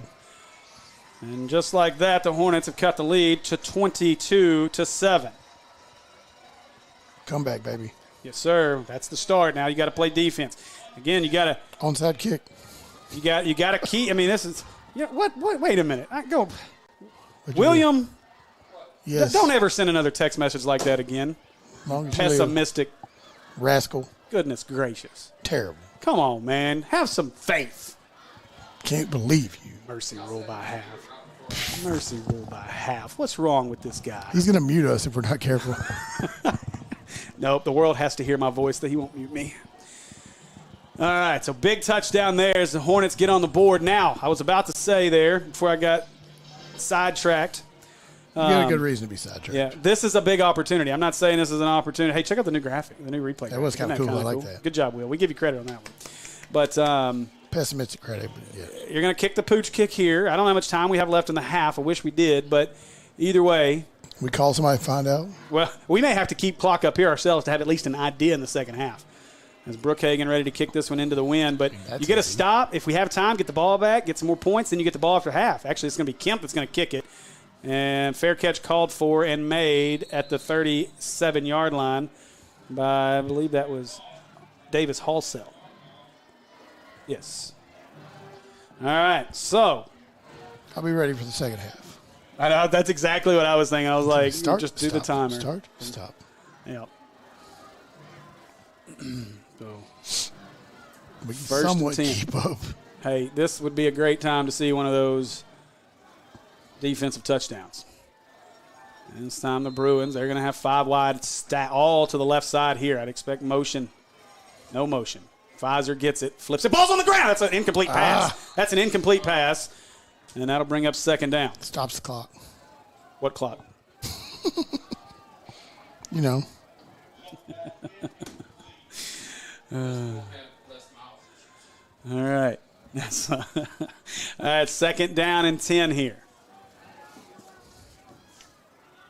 Pfizer gets the snap, 5 wide again. Can we get? They're going to the left side, little curl route caught, cut the inside. Him. It's going to be a first down across midfield, 1st and 10 here to the 49-yard line as the Bruins get into Hornet territory. I'm going to be hollering at these guys like I hollered at the Arkansas defense. You got to tackle. Tackle him. Get him, as my aunt would say. Get him. She used to get all mad. Get him. That's all she said. So Jordan in the backfield. He's taken the place of the injured Joe Hyman. Done a good job so far. Yeah. That's where they're going to go. No, faked it. Pfizer to the left side and dropped it. Screen pass was maybe set up well, not sure, but incomplete. And that'll bring up 2nd and 10, and the non-existent clock is stopped again. For you guys wondering why we're making fun of the clock, it's because it's literally not working. Zeros on it, zeros on the play clock. They're keeping the time on the field, I'm assuming, for the remainder of this, unless we get things fixed at halftime. I'm blaming Coach Shook. Me too. Just because. He can redeem himself if the news is good next week. All right, so Pfizer, pressure coming. Here comes Harrison trying to run him down. Now Nico coming. Nico dives at his feet, can't get him. Pfizer throws it off the foot of Max Pace and incomplete, and that'll bring up 3rd down and 10. You know how devastating that would have been for that young man had Nico had a little better angle. He would have thrown the ball a little quicker. Yeah, Nico's going to figure that out, too. If he gets a little wider on those, he's got help inside. Get a little wider. And he had Harrison with him. Yeah, he ran by Harrison. Harrison got a little limp right now. So 3rd down and 10 here. Hornets, obviously 4-down territory. Need 2 more stops here. Got to have it. 5 wide as Pfizer gets the snap. Gotta have Pressure it. Gotta coming, have just it, a guys. 3-man front. Nico laid into him. Ball is tipped and caught. Golly. What a catch by Charlie Barker. Charlie all the Pfizer way to the is 5, and Pfizer gets up slowly after the hit by Nico. He got planted. Boy, Nico put a shot on Pfizer, but it. Under the arm. He's like, I don't want to have to hit that again. But he. Boy, it's a heck of a catch. Makes up for Yeah, it. I was about to say he paid for it, but it was worth it if your PA, as Barker made a great catch. Heck of a tip to himself. Tip, and it'll be 1st and goal all the way down to the 6-yard line for the Bruins. Boy. Man, just that close to having a huge play for the Hornets. Instead, it's a huge play for the Bruins, and that's Half just a step. That's on just both ends. what happens with the Bruins, man. They're just that much quicker than you. They pay more. Now what? Yes, they do. Pfizer with Jordan next to him. He fakes it. Pfizer just hanging Hello. out. Boy, and a big hit and incomplete. Who was that? Looking for a number. That is Mosby. Mosby. Maurice Mosby. He should have teed off. I'm not a big fan of you abuse him at that point. Boy, what a you break down and you split him in half at the waist. Not dirty, just a hard football play. Well, Pfizer's taking some shots here so far in this first half. Got to keep doing it. Just keep hitting them. Put pancakes out there. All right, so 2nd and goal from the 6. That's a lot of motion as they motion. How can you do that? 4 to the left, 1 receiver now to the right. He's set. Pfizer gets the snap, rolls to his left as he bobbled. That's a hold as Murphy got held. They don't call it. Now throws it across his body. That ball hit the ground. No, incomplete. No catch as that ball bounced off the ground, and that'll bring up a 3rd and 6. Harrison coming back on the field here. And again, they are not calling those holds as Vance is going to come off the field. That's rough. They look close. I didn't even look. You didn't think about that. I think it was close to being the 5. So 3rd down and goal here from the 6. I hear our great PA announcer, Aaron Weatherford, he gives the 3rd down like it's big. It's really not because they're going to go for it on 4th. 4th down. Yeah, that's when you got to say it. So Pfizer looking to the sidelines for the calls. Coach Lucas calling them in, and we'll see what the call is. Pfizer, 3 wide to the right. That's a formation penalty, right? It's got to be. And no, timeout called by Hornets. The Hornets wanted a timeout here as they switched. Maybe a little motion. That's weird to watch. I'm looking at the replay. I think if they would have let them snap it. Oh, it's too late. I think if they would have let them snap it, they didn't have enough guys in the backfield. I say it was delay a game by Pulaski Academy because the clock's at 0. Yeah, exactly. So 5 yards every time. It's timeout. Give me a second to remind you of our sponsor, of our penalty flags, PI Roofing. Nobody guarantees quality more than we do. Currently offering 50% off custom gutters and gutter covers. Call 501-707-3542 to get more info. You guys make sure and stick with us for our Akel's Wholesale halftime show, as we'll talk about the first half stats as well as scores from around the state. So 3rd down and 6 here. The Hornets need to get a stop. Got to have a stop. You're not going to get a stop on 3rd. You get 2 downs. You got to do it. So Pfizer all alone in the backfield. Motion I wouldn't man be here will be surprised to see that McKinney. little pitch. Now they'll look to throw, looking, throwing left side, and no, McKinney dropped it, 4th down. Max Pace running right there with him. So good job there by the Hornets to get that stop. That'll bring up a 4th down. The Hornets had good pressure again, and another hold not being called right at the middle. I don't know how they don't call the holding penalties. Blows my mind. I'd much rather take a 3rd and 16 with them than a little 4th and 6. Gotta get a stop. Look for that. Gotta have this. Look for that little pitch inside here. Barker, McKinney, Jordan to the right. I can't really see numbers to the left. I see an 86 over there. I think that's Bignoni, Zach Bigoni.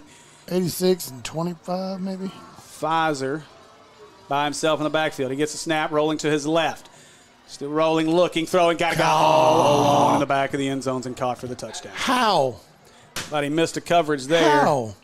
Where did he go? Did he come off the sideline? Let's see. He just cut out, and both of our guys went with the guy cutting in and left him wide open. Harrison is not happy.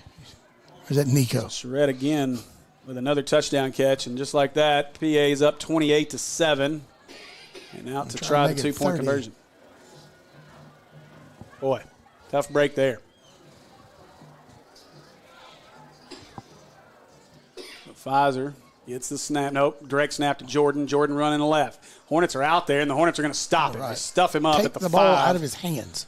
And so the Hornets get the stop, and in the second quarter, it is now 28-7. PA leads.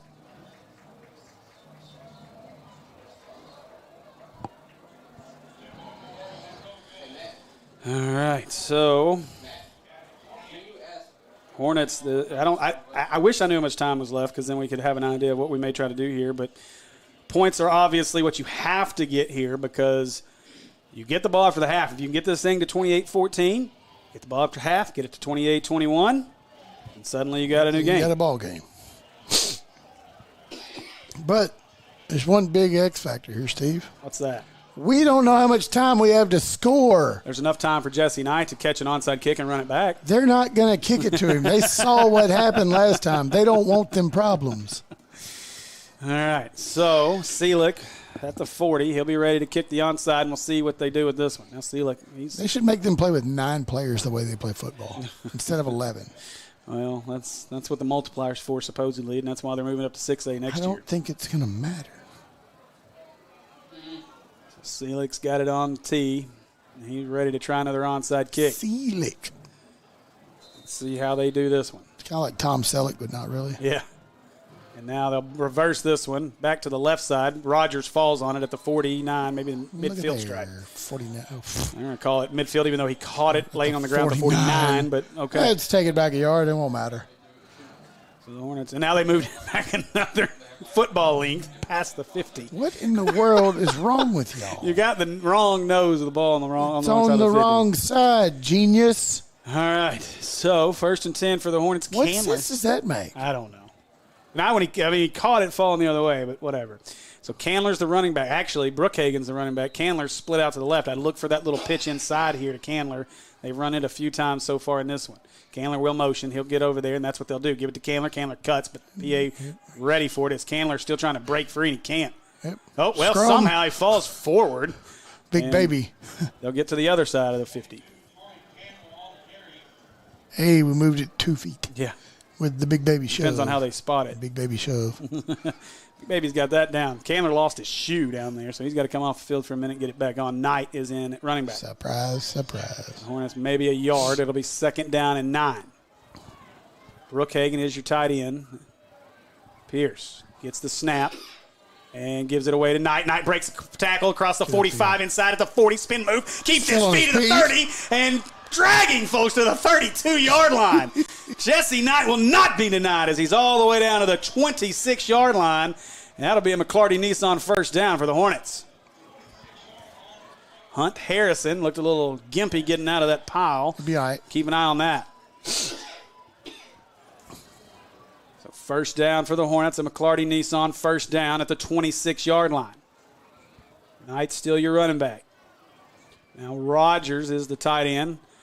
He's to the right, and now Knight will move to the right. Look at him crowding the box. Snaps it, they're going to throw. Got time, blitz is picked up, looking up over the middle, got his man, and nearly intercepted. Boy, that's number 20, Jet Smith, who come out of the last second from his safety position and nearly picked that ball off. Good play there by the Bruins. Need a bit rough, triple coverage. Not a bad idea. The problem is you had both of your guys running post to the middle of the field, so you were bringing both your safeties to the same spot. I'd like to see that one where maybe Speck cuts out left. Out. Yeah. Not in. And get that safety out of the middle of the field.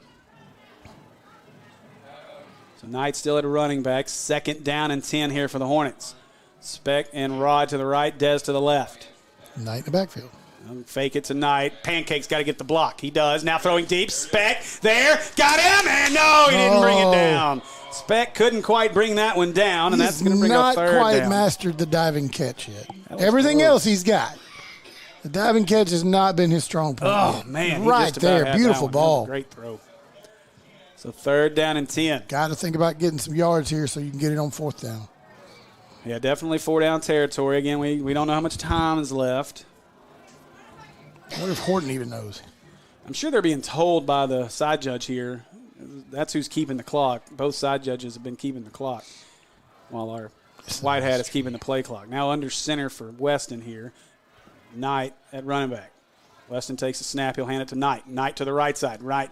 Going to break the arm tackle at the 23, and he's down to the 21. They're going to short him a yard here as he got to the 20. The official is marking it at the 21.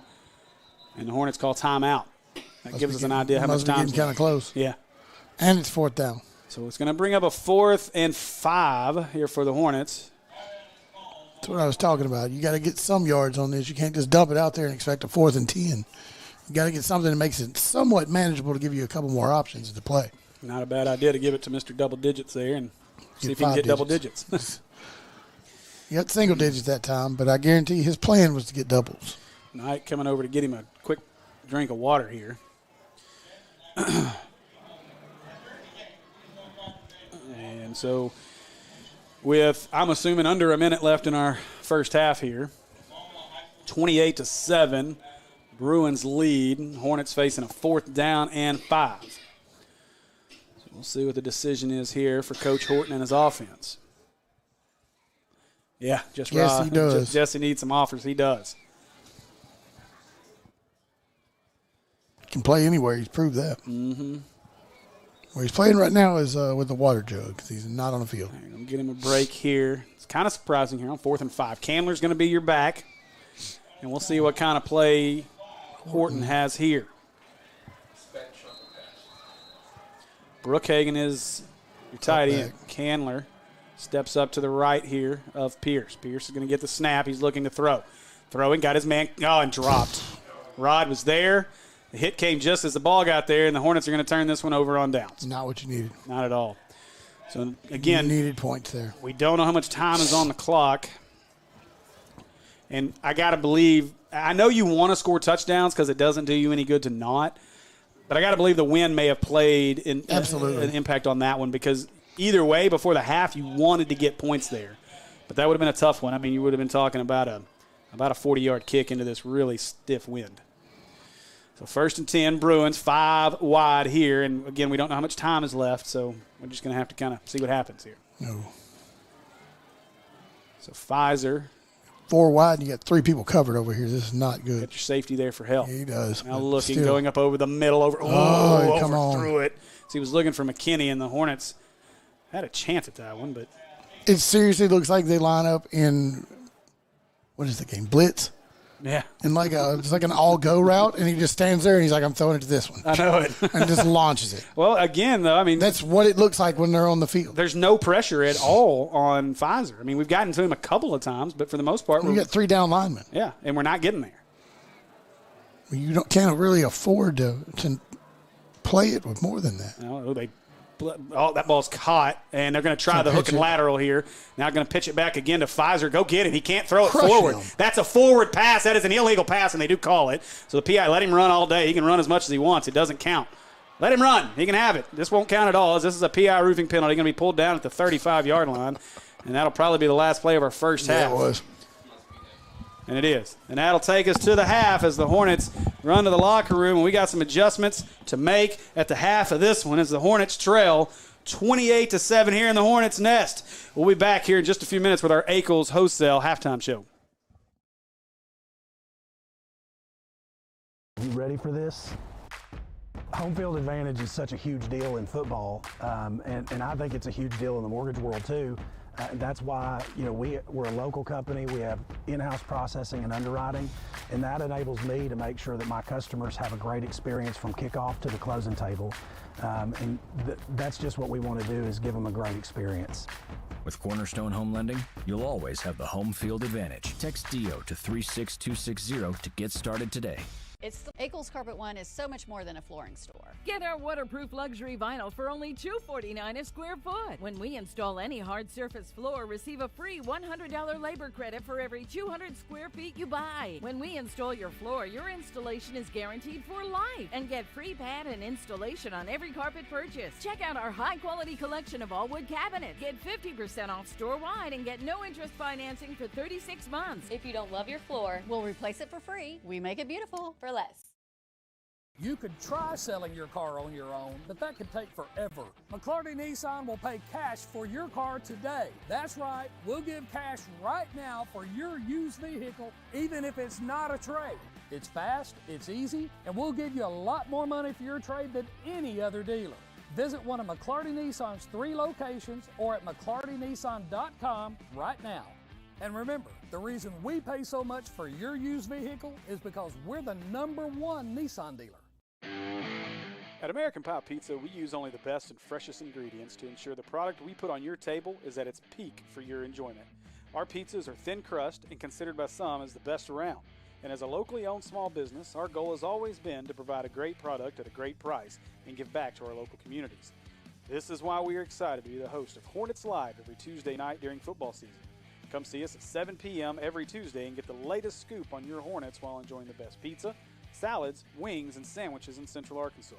And don't forget about our daily lunch specials and trivia nights on Thursdays from 7 to 9 p.m. So come see us at 9709 Maumelle Boulevard. Call in your order at 501-758-8800. Order online at www.ampiepizza.com. So you know how in the fourth quarter of a football game, when the game's on the line, it actually gets kind of stressful, and that's not how a home loan process should be. When you're a week away from closing, which is the fourth quarter, you shouldn't have stress, and that's what at Cornerstone we want to take away. We want that to be a stress-free experience for you. We want it to be that blowout victory. Text DIO to 36260 to get started on the home mortgage process today.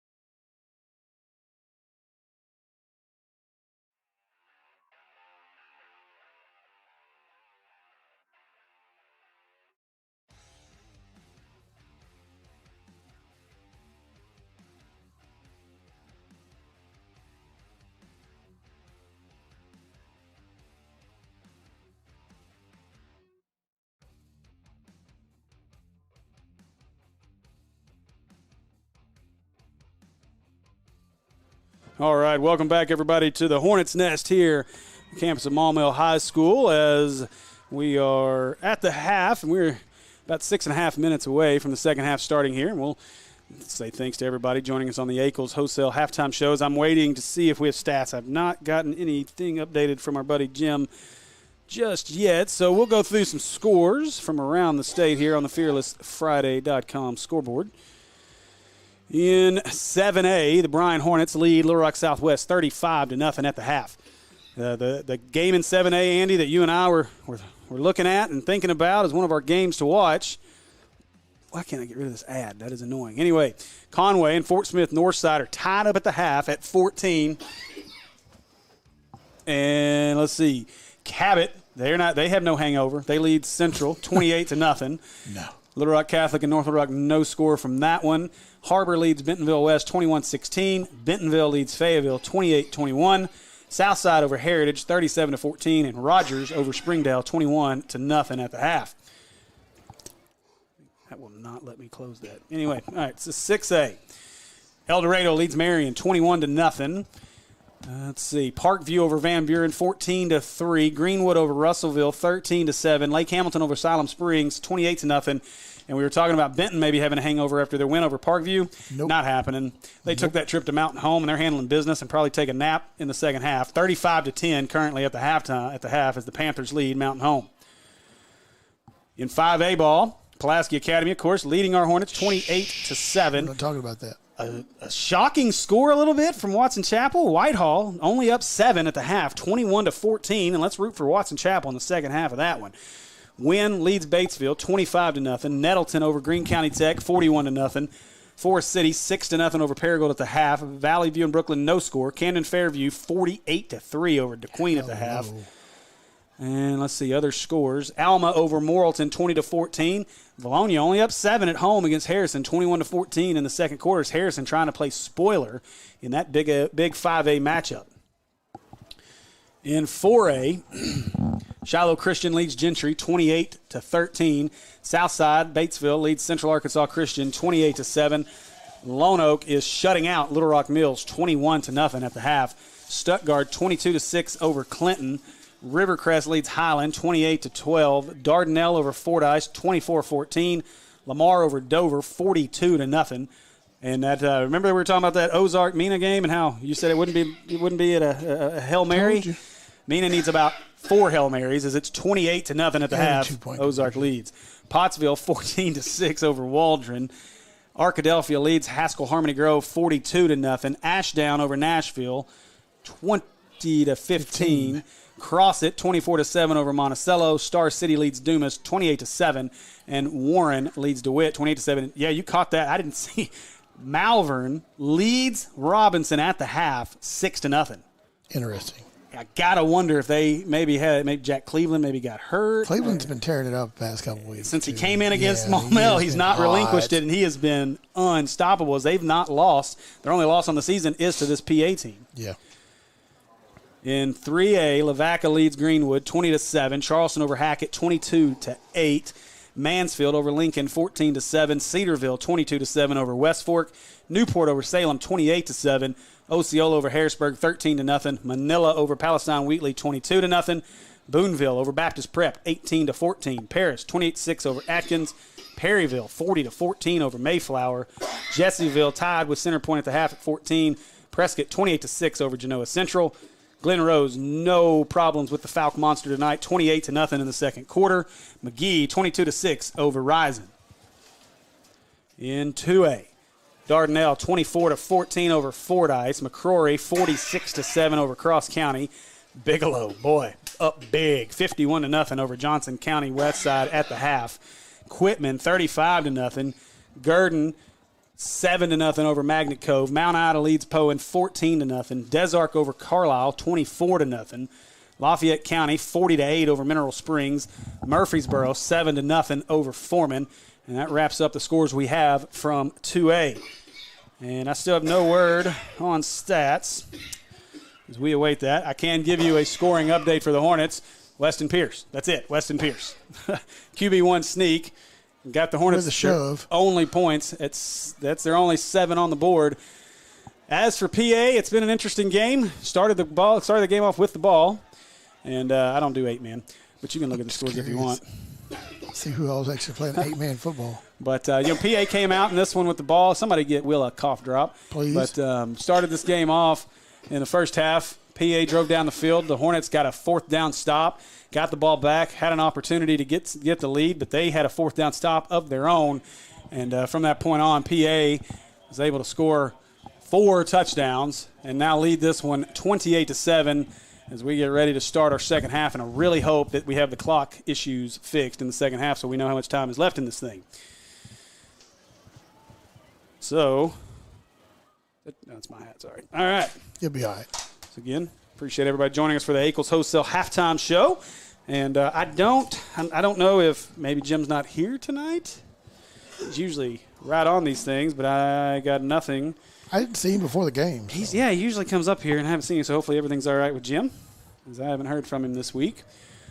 PA Jimbo makes their way out onto the field as we're about 35 seconds. You know they'll add about 2 or 3 minutes to that, so we've got a couple minutes left. I don't know now. I just get 30 seconds to be done. Yeah, let's just start the second half. We're already warming up. We don't need to let those guys in white warm up. And they're trying to tell them 2 minutes, 3 minutes. We'll see if we get the clock issues handled here in our second half. You know what else we need to get handled? The scoreboard. That's what I'm hoping. Yes.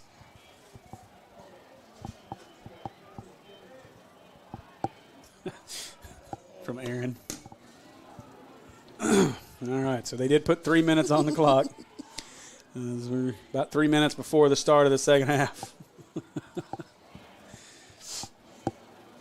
And I'm gonna guess that we do not have stats from Mr. Stats himself, Jimmy Ashley.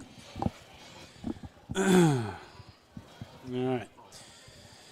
Jimmy Stats. Let's see.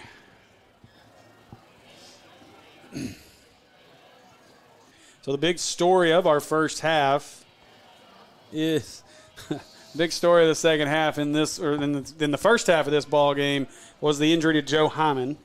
He was injured on PA's second drive or third drive of the game? Third drive, and it hadn't affected them one bit. No, it sure hasn't. At least we don't think it slowed them down any. We haven't been able to stop them other than the one time from getting in the end zone. And so, I guess technically right before the half we stopped them. So technically we stopped them twice in the first half of 6 possessions, 4 touchdowns for PA. Hornets had, I believe, the same number of possessions, but only 1 touchdown. But we do get to start the second half with the ball. Well, they're probably going to onside kick it. So, yeah. Well, so the question here is, though, I mean, obviously you know what the game plan was there in the first half. You wanted to see if you could just run the football, keep the clock on your side, put some points on the board, maybe shorten this game up. It looked good coming out of the gate. It did. You just couldn't find the end zone on that first drive. I think if you find the end zones on that first drive, suddenly that changes things. We had 2 drives down there inside of the 25-yard line that was stalled out. Yeah. Very easily should be a 28-21 game. Absolutely. So the Hornets you got to execute better here in the second half. Obviously, you have to tackle too. Yeah, first things first, recover the onside kick. Then I think you just come out and run your offense. I mean, this is what you're going to do the rest of the season. Whether you win this game or not. Well, the game plan obviously coming out of the gate is if you can run the ball and impose your will with the run, you go forward with keep doing that because it's going to work. Right. But when you're down 21 points, you ain't got time to sit there and watch the clock tick. You got to get back in the game, and that's exactly how PA wins a bunch of them. Yep, absolutely. And they put you in that situation where you're thinking, well, crud, I mean, I'm down 21 points. How can I come back against PA who's going to score probably 4 of their 5 possessions in the second half? Well, you can't think like that. Your job right now is every single possession has to end with a kick, whether it's an extra point or a field goal. You want to end with a kick. Other than you're not going to punt because you know they're not going to punt and you're down 3 scores. So this is a half where you've got, number 1, recover this onside kick. Number 2, get your offense going, get some rhythm, get in the end zone. Cannot have interceptions thrown either. All right, so the clock has hit zeros, and we are ready for the second half of play here from the Hornets' Nest and the McClarty Nissan press box. Is it Compton on the 25? It is. They've got Compton back deep in case they kick. The crazy thing about Compton is he's got some speed. Well. He's got a little bit of speed to him. All right, is the clock going to work, or am I going to have to go over here and go start, pause, start, pause? Apparently, as long as it's running all the time, they're okay, but not now. Looks like you're going to have to keep it. Running okay. No, we don't, but I'm just saying that seems to be the only way, because that was the only way they could make it work at half, and then they made it work on the 3 minutes where they didn't have to start and stop it. So all I know is I don't see 12 going on the clock. I don't see anything on the play clock, so I guess we're going to be with the same stuff in the second half. This is terrible. Got to get that fixed, fellas. Brand new field, garbage clock. Yep, I'm going to be hitting this button and hitting this button. Hey, I'm going to tell you, though, if we can get you guys, again, November 2nd, vote yes. Please. Vote yes. Please because vote yes. all I can imagine when I look to the left is just how amazing that new facility is going to look over there. And it's going to look incredible. Plenty of room. We do, and it's going to be awesome. You're going to have your own. We'll have home and away locker rooms. You're going to have a huge indoor facility, a track, another set of concession stands, more parking back there. It's going to be awesome. Here we go. And onside kick's going to roll out of bounds. That ball was moving off the tee. The worm burner. And so the Hornets will get this one in really good field position at about, let's see where they mark this. Should be about the midfield. They got standing on the 49, and we're just steady going backwards. They're going to walk 5 yards off of it from where it went out of bounds. So it should be midfield, 49-yard line. Come on, Zeb. All right, so Crawford will start the second half at running back. Up top, Roderick Watts. You got the wind behind you here. This is the time to take a shot. You got to turn on the Jets. Your safety's shading over to the right. You're going to have one-on-one coverage here with Rod. Now Rod will go in motion, and they'll give it up the front to Crawford. Crawford maybe gets 4 on this one as he falls forward.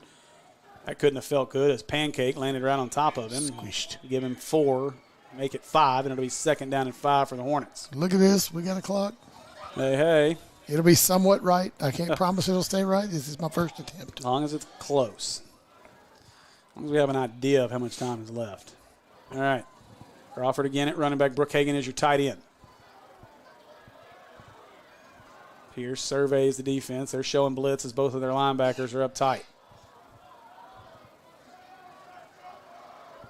They'll bring one of the backers on a blitz. Crawford picks it up. Now looking to go deep. Throws it up to Roger. Hey, come on, give me there it is. There's the PI roofing penalty flag as he wanted Rod. And spot penalty. We'll take it from there. PA got there early, and that's going to be a 15-yard penalty and an automatic McClarty Nissan first down. I'll take it. I'll take anything they give us right now. You are not kidding.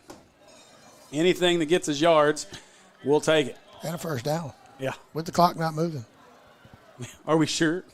Mine's not because I hit the pause button. So first down, and once they get these chains set, and let's see when he winds it up. What Aaron said. All right, here we go. Clock's running now as that's Crawford behind Pierce. It's an incomplete pass, but it still runs. I don't know, maybe not. Well, no, it wasn't a winding clock. That was my fault. I'm as bad as shook. Pierce fakes it, now looking, wants to throw it up. He's got Robbie threw it off the – he got hit. Picked off at the 15. Rod just throws him to the ground. And, boy, tough break there as the Hornets turn it over, and that is not how you wanted to start the second half. Boy. Well, fiddlesticks. Yeah, not how you wanted to start the second half there.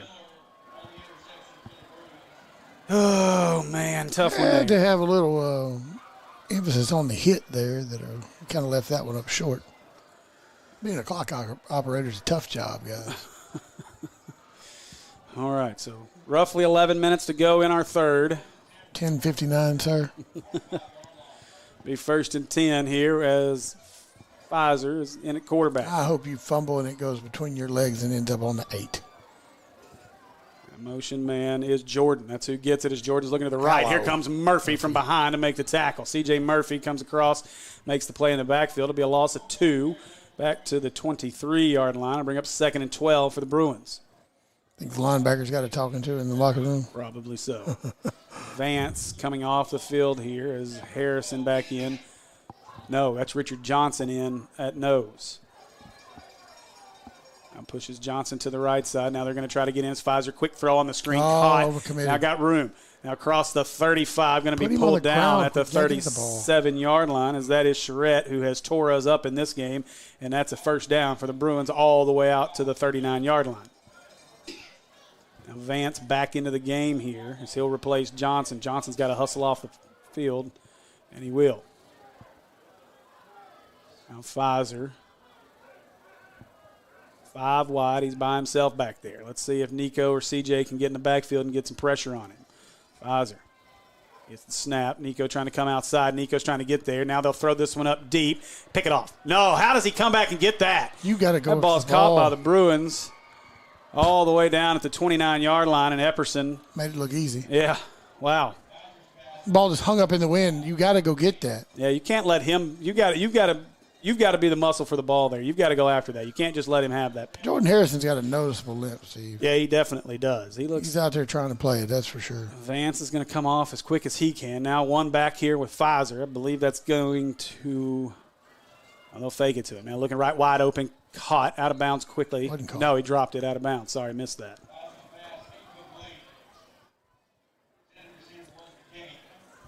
I believe that's Kenny Jordan. It is. Kenny Jordan is the back who has replaced 32. Joe Hyman.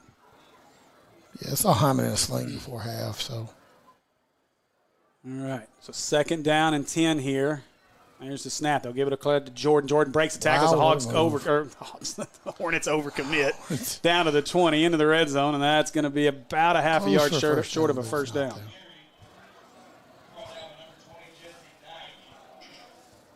Knight on the tackle, and now it's 3rd down and a yard here for the Bruins. Hornets need to get hands off hips and get in the backfield here. There's the snap. Flips this one to the right on the toss. Got a lot of room. He's got a first down. Cuts inside at the 25. He's hit hard there and be taken down, but that's another PA first down. You know what you wanted to say. Yes, but I couldn't. So 1st and 10 here for PA with 9:28 or so left in our 3rd quarter. There's no laundry on the field, sir. No. Well, there should be if they'd ever call a hold, but they don't call them. Whoa. What is this? Okay. Is that a legal formation? Can't be. They're going to motion. That is a lineman lined up wide right. How does this work? They got 4 in the backfield. A little quick pitch. A lot of room. Inside the 10. Running guys over at the 5. Pushed all the way down to the 1-yard line. You knew that's what was going to happen when they spread it out. My goodness. Another first down. The Hornets were confused on that one as maybe a look we hadn't seen. It reminded me of the old Gus Malzahn days where they just put linemen out at wide receiver. I was going to snap it and hand it off. Well, I mean, they did the right thing. All the Hornets' beef goes to the right, expecting them to go to the right, and then they pitch it to the left. It's a smart play there by Lucas in this offense. So now down to the 2. It's 1st and goal for the Bruins. Pfizer looking, throwing, little out route. Left it short, and that'll bring up a 2nd and goal. So 2nd down here. So looking for Charlie Barker on that one. Didn't get it, and it'll bring up a 2nd and goal from the 2-yard line.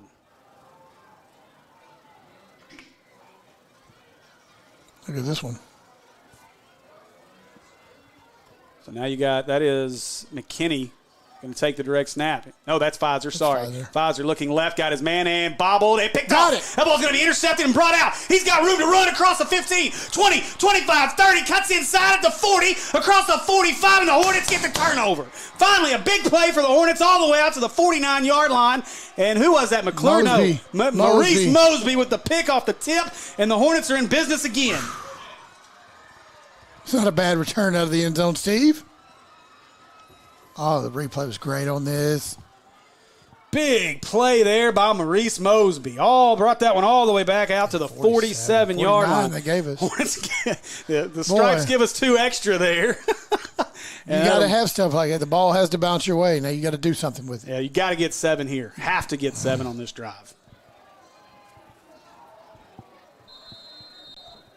Here we go, my buddy.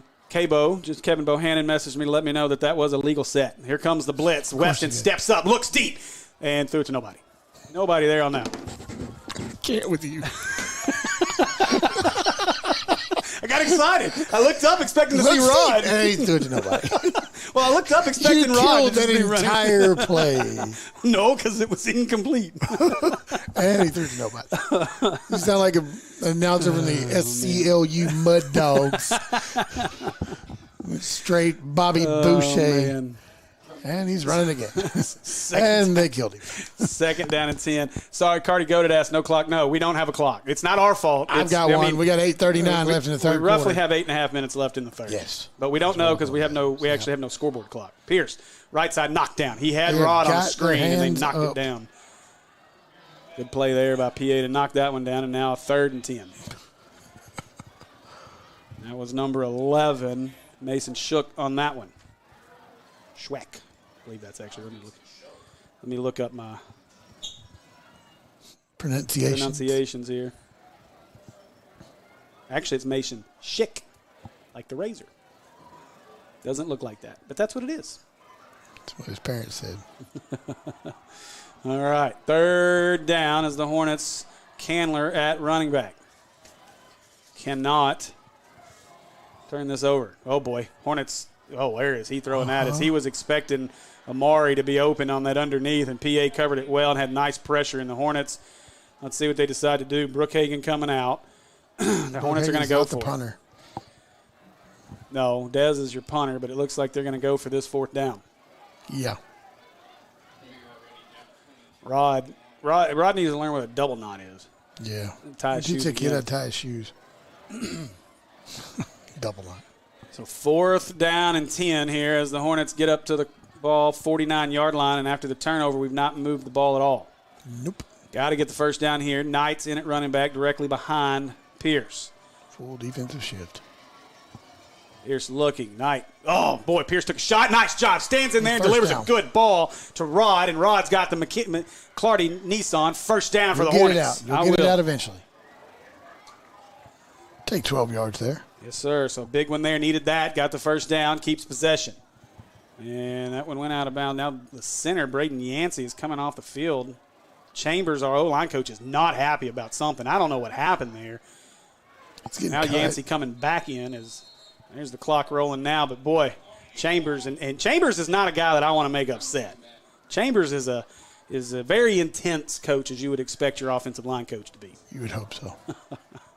All right, so 1st down here for the Hornets down to the 39-yard line. Boy, they're pinning their ears back and coming through that line right now. Yeah, Knight to the left. I'll get the snap. That's where they'll go with it. Knight's got a seam. Oh, and he just got tripped up as number 44, Joseph Osment, was in there to make that play in a late PI roofing penalty. No, I think this is going to be called on Big Baby. I have a feeling. What did Large Baby do? I don't know. I'm going to look back and see if we have it. But there was something that happened at the end of the play. Now Pancakes is coming off the field. So one of them, I think, is going to get this. I mean, it's a personal foul. Something happened either here or back here. We had something going here. Pancakes. No, it was over here. I don't. No, he pushed him a couple times. Okay, hang on a second. I don't know how they call that without calling any of the holding penalties they have. Well, but beyond that, if that wasn't anything real physical. Well, but if that's a personal foul, then I think you got to be calling on what he's saying. And unless Pancake was doing a lot of yelling, I don't understand how you hear anything.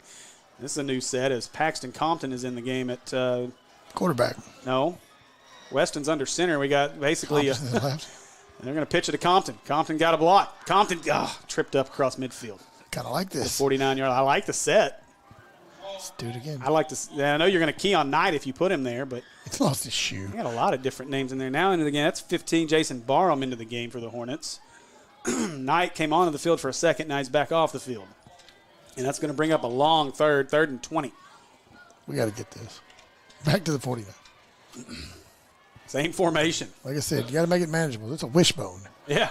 There's seriously a wishbone. Yeah. And Compton back there. And they'll give it to him. He can throw it. Compton looking, wants to throw it up, throws it up to nobody. And it's going to, nearly dropped at the 30 or the 26-yard line. Maybe that's why. And Compton really didn't even say, he just threw that ball up there. So let's see what the decision is here as Dez and Knight come onto the field on 4th down and 20. I think you'll punt this one. I think they're going to go for it. They went for it from here, from the other side of the 50. Boy, that was a tough one. The tough part about that play is Speck and Rod ran the same route, just right across each other in the middle of the field, which brought all the defenders with them. All right, so 4th down and 20 for the Hornets. We need the 29-yard line for a 1st down. Knight will shift to the left. Looking, blitz up the middle. Now it's to give it away to Knight. Knight makes the catch. He's going to have to make something happen. Trying to make guys miss. He does. Gets a block. Nope. Chamberlain couldn't get it. Now Knight trying to break free. He won't. Never happened. Going to lose 2 on it, and they'll turn it back over to the Bruins. Boy, a tough one there as the Hornets turn this one over on downs. PA will take it back with about 7 minutes to go. I forgot to hit the in button. The third quarter. Maybe under 7. Call it 6:50 or so. Can I wind this? I don't know. Darn it. Just let it run to about 6:50. Okay, we'll just run right now. All right, so unfortunate there as it's still 28-7 Bruins, and let's see if the Hornets can get another takeaway. A lot of people say their offense is won, but their defense is pretty solid, Steve. Defense has definitely played well. They've been able to do a lot to slow down this running game of the Hornets. They're in the gaps before we're there. A lot of that is speed. They're extremely and timeout, quick. Hornets, that's not a good time to have to call a timeout. But PA came in a little different setup. They had receivers stacked 2 by 2 on each side, and so the Hornets just may not have been comfortable with what they were seeing. But I believe that is it's the first timeout of the second half for the Hornets, so they'll have 2 timeouts left. That'll give me a minute to talk about our sponsor, our halftime and our replay sponsor, Akel's Wholesale. Call 501-753-6616 for all of your home improvement needs today. Boy, it's been a tough one so far. We've only been able to score 1 Brooks Agency touchdown tonight, and that was Weston Pierce on the QB1 sneak. And that's been it. Hornets have not found the end zone any other way. Under normal rules, you take that ball and you kick it down there and you punt, you parry them deep and help to get your yards the next time you got the ball. But here you're pretty much 4-down territory the whole time. Yep. The defense back on the field here as we have about somewhere around 6 minutes and 40 seconds. Is that what we're thinking there, Andy? 6:43. I think that's where I'm at. All right. So here we go. 1st and 10 as PA takes over after the turnover on downs and then the defensive timeout. ADD and clock running is not fun. All right. So Pfizer by himself in the backfield. Can somebody get to him? Now they'll throw the quick screen to McKinney, and Pace is there, but he gets around him across midfield. Whitley there to make the tackle. And he'll knock him out of bounds. That's not Whitley. Sorry, that is 51. That is going to be Matthew McGarrett. Why is he wearing a different number tonight? Huh? This McGarrett is wearing. He's actually wearing the number he's supposed to be that's wearing the black. all year. Yeah, that's the black jersey. He's got a 51. So that is McGarrett on that tackle. So 2nd down and 5 for the Bruins. Jordan back in the backfield here for PA. Pfizer gets the snap. No, it went right to Jordan. Jordan trying to get to the left side, and the Hornets are all over it as Murphy and McGarrett were there waiting on him. That's Harrison, who got tackled by the offensive line on the other side. And that'll bring up a 3rd and 7 for the Bruins.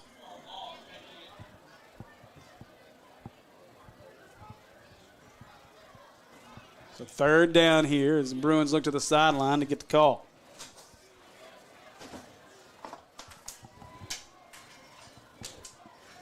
Pfizer by himself in the backfield. He'll get the snap.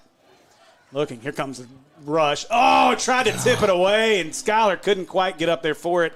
He wasn't far off of it. McKinney makes the catch, and it's a 1st down for the Bruins at the 29. Dun, dun, dun. Oh, come on, defense.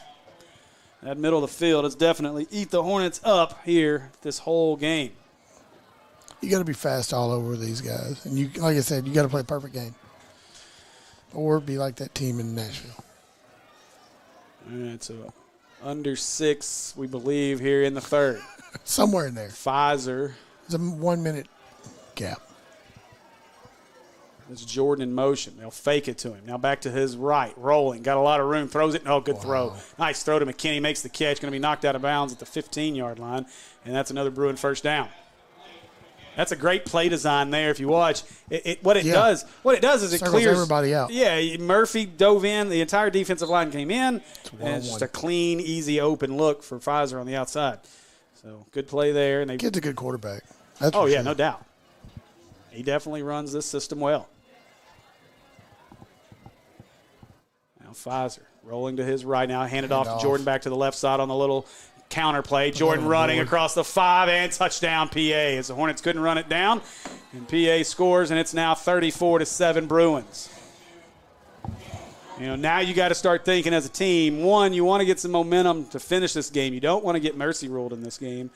And but more than that is I see, we talk about Jesse and how much Jesse likes to talk, and that's fine. Well, but he's talking to his own players right now. You see he's very frustrated. You can see him here as he turns around. And I get it. They're talking about, they're going to actually kick an extra point here.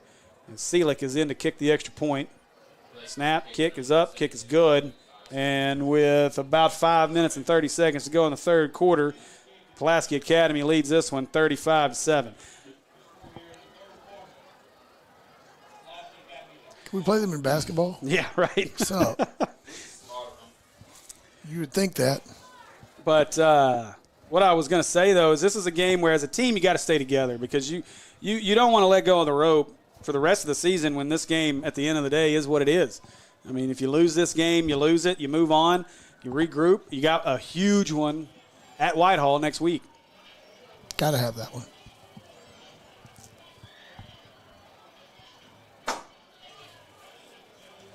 So we await the oncoming onside kick from the Bruins. See a little bit of frustration building on the sideline down here. And it's easy to get frustrated. This team's not been down like this all season, so you've not gotten beat this bad. No. At any point in this year, you've been in every single game you've lost.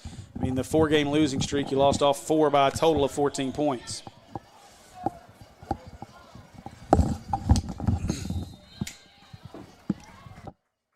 Just him. All right, the onside kick, there it is, and it's going to be recovered, picked up by Jesse. Jesse looking for some blockers, trying to get to the outside. He's got one man blocked there across midfield, makes a move at the 45, going to be pulled down at the 43-yard line, and that's where the Hornets will start this drive. All right. So Jesse making the onside kick return's fun, too. Yeah, that's for sure. He's like, I'm not getting punt returns this week. We're doing this. So Knight will get a breather for a second as the offense comes back on with Candler at running back. And I think this is also a time, 35-7. You had some opportunities at the end of the first half, beginning of the second half, getting the turnover. You've had some chances to get this game close again. But I almost, if this continues to go this direction, it's an opportunity to let Knight save some legs. Now oh boy, that's a pass. That's a pass. That's an incomplete pass. That's an incomplete pass, and they are going to rule it an incomplete pass on the other side. It was forward, thankfully. Yeah. It was a shovel to Speck. It is a pass, so it's incomplete.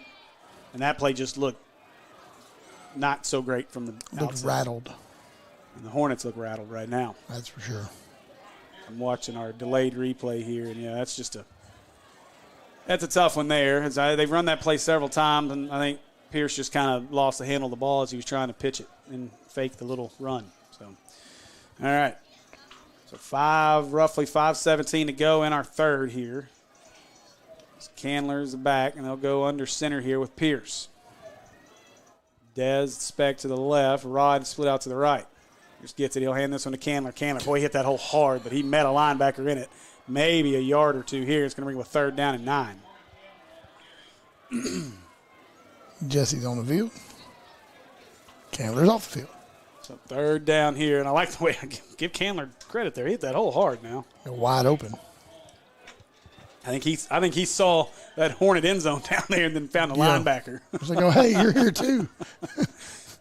Too bad. All right, so 3rd down and 9. Knight in the backfield behind Pierce. Hornets got 3 to the right here with Rogers, Speck, and Rod. Now, Jesse to the right. You get the snap. Jesse looking to pick up the blitz. Now throws it over the middle to Rogers. And if Rogers turns that to the left, I think he's got a touchdown. What happened? Not sure what happened. Now we've got some extracurriculars, and the Hornets are going to get called for another one here. As Braden Yancey made a late shove, and let's see who they call it on. The last guy always gets caught. But I'm pretty sure that this was some stuff going on, but this is a PI roofing penalty, and it looks like they're going to be walking this one off against the Hornets. We can take them. That's going to make it 4th and miles here. They will 4. walk this one off. And now if you're the Hornets, do you just punt it? You got the wind behind your back. Yeah. And this is that snowball effect we're talking about. The frustration, you're beating yourself at this point, and you can't beat yourself when you're playing a team as good as PA. Nope. That's why PA beats people by 70 every week or 60 every week. It's because not only do they beat you, you beat yourself in the process. Kevin Kelly started something that, like I said, it was unheard of at the time and still is for the most part, but it works. Well, and keep in mind, everybody buys into it on that team. Yeah, but keep in mind, too, these kids, and I know people want to talk about PA, and they will punt this. People want to talk about PA recruits. Down. No, it's fourth down. That's not right. That's right. Okay. People want to talk about PA supposedly recruiting and all of this stuff, but here's the truth. PA gets these kids into their system from basically the time they're in elementary school.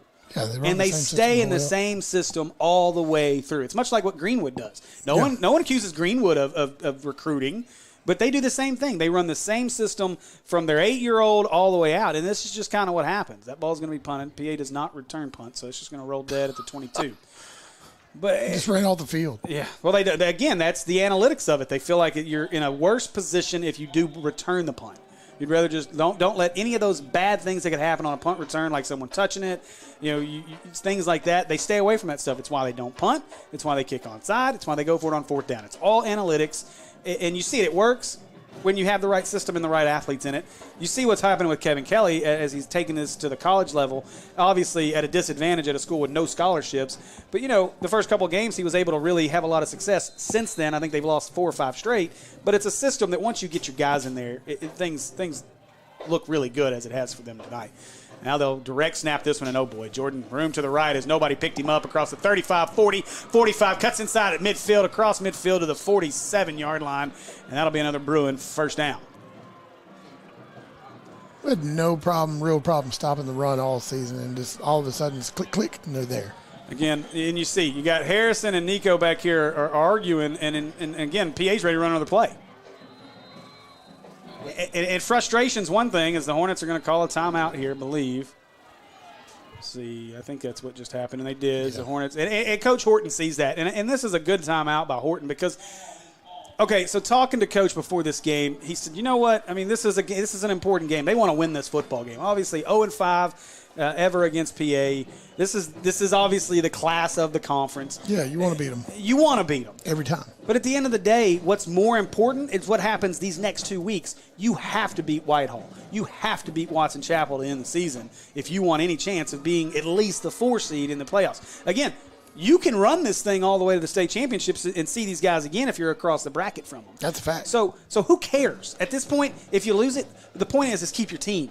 And don't let these guys turn on each other out there on the field. Keep playing hard. Learn from this, just like you did from the 4 losses by 14 points. Come back next week and beat the snot out of Whitehall. Yeah, definitely, for sure. All right, so first down and 10 for the Bruins. It's back to my clock operator duties. Snap, Pfizer, what was that? An interesting play call. That was a great screen. Jordan running free across the 35, a big block downfield. He's going to be tackled by Epperson as well as, let's see, who is that? 32. That is going to be Jacossi West in on that tackle as well for the Hornets. But another big gainer, another chunk play for the Bruins as they get this one down to the 28-yard line. They're ready to go. Now Pfizer rolling right. Look at Nico. He's being held. They don't call it. Throwing this one wide open at the 1. Caught and down there as the pass was short. But once again, how do they not call any of these Nico's jersey's being ripped off and they still don't call it? I don't get that. That's tough. And again, it wouldn't change the game much. No, but I mean, it's the right call to make. But you'd make PA work harder to get all these touchdowns. Now Pfizer gets the snap. The little flip inside. Barker looking, turns it up. Touchdown. Nope. No, may have stopped him. Let's see. I think he's short, and he is. He's going to be just short of the end zone. Good job by the defense to get that stop. So 2nd and goal. And I see a Hornet helmet still down. I think we got a Hornet injured on this play. Is that Nico? Jordan.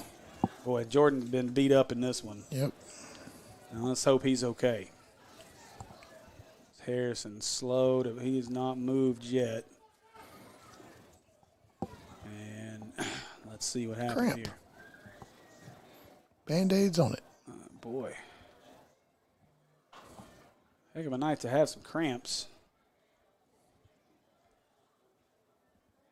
They are checking on big Jordan Harrison right now. I think you believe your long eyes are correct here as Harrison's going to hop up. He'll come off and get some fluids. Jordan Harrison he's played a lot. He's been on the field a lot. He's wobbling off the field. Yeah. He is taking some lower leg injuries. That'll work. I can't speak either. It's okay. It happens. People will say it's because I talk too much. Sometimes. Yeah. All right, so, I mean, all the balls you really got to do, the wind just blow it and it'll cross the goal line here. But instead, they'll stay in shotgun formation as Pfizer, 5 wide. And, I mean, you're an inch from the end zone and you're going to go shotgun. And here we go. Pfizer gets the snap, draw play right up the middle. He dove early. He dove too early, and he actually lost a half a yard back to the 1. That was interesting. Second 1. So that'll bring up. Clock's still should rolling. be third down. It is. Third down and goal. You got to be somewhere around 2 minutes left. We get ready for our Acre Family Pharmacy fourth quarter. And remember, this score, if they get this in the extra point, it's a running clock the rest of the way, so the Hornets need to step up and make a stop here. Again, 5 wide here as Pfizer surveys, gets the call from the sidelines, shouts it out to his receivers. Last time they were down there, he threw an interception. Well, Pfizer gets it. He's going to roll left. Chasing him down, now looking back the other way, and he threw it up and tangled up, and feet got tangled. Whoa! You're going to throw that late? You're How garbage. in the world can it's you uncatchable ball, dude. It's not just uncatchable. How does the white hat who's 30 yards away make that play call when the side judge is standing right in front of it and says, no, it's nothing. It was incidental foot. Their feet got tangled up. And it was uncatchable. And now he's going to talk to his side judge, and this needs to be overruled. That should not. Their feet got tangled up. They're going to talk about it here, and let's see if they pick up the flag. A PI roofing penalty on the field, and they're talking about it. Now he's going to talk to another official about it. Now they're all going to get together. Was I wrong? I missed all these holding calls, but I saw that one. Let's see what the call is here. Let's see what they decide. I thought I was waiting for a flag to get thrown. But not from him. No. And I mean, if you're going to – the feet got tangled up, so who do you call it on? You can call it either one if you're going to call feet getting tangled up. No flag. No flag, so they're going to wave it off. That's the right call. Decision, wait. I'm going to need you, Andy, to say that you apologize and good job to the officials for getting together and getting that right. White hat, good job listening to your black hats. All right, so fourth down and goal from the 1. You realized your mistake, They're going to and snap you were this. wrong. They're going to snap this one directly to Jordan. He's going to – let's see. I bet you that's what they're going to do. Pfizer calling it out. Snap, nope, goes to Pfizer, rolls to his right. Pfizer looking, he's got room to run if he wants to just run it in. He will, dives forward, touchdown Bruins. So PA scores there. And that is another touchdown for the Bruins, and it's 41-7. I don't know who Cam is in our comments, but I think I've said Nico's name once in the last 10 minutes, and that's just because I thought he might be hurt down there. So, get off my bat. All right. Probably Cam Wallace just not wanting to get dunked on again. Offsides by the Hornets here. And it'll be a PI roofing penalty. Message You're welcome, bud. So they'll move this one 6 inches, and they'll try again.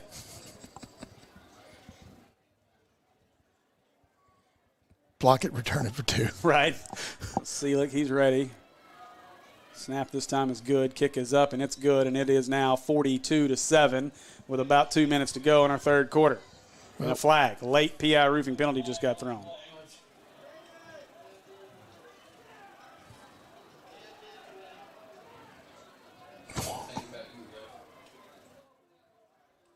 We await this call. What Andy, do we have help now? me with this call.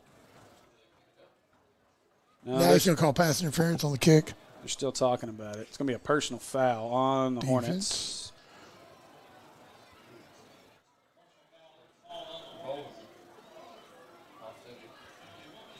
So they call it on both sides. So a pointless flag to throw, and that's with about 2 minutes to go in our third quarter. PA leads this one 42-7.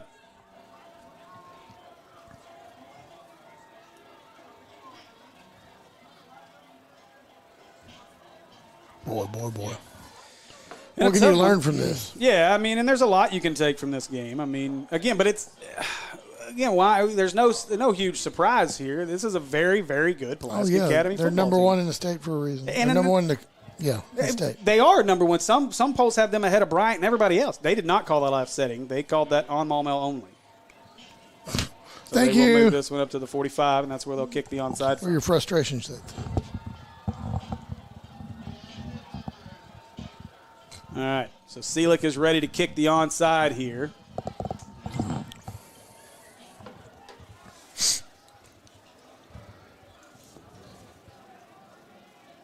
Here we go.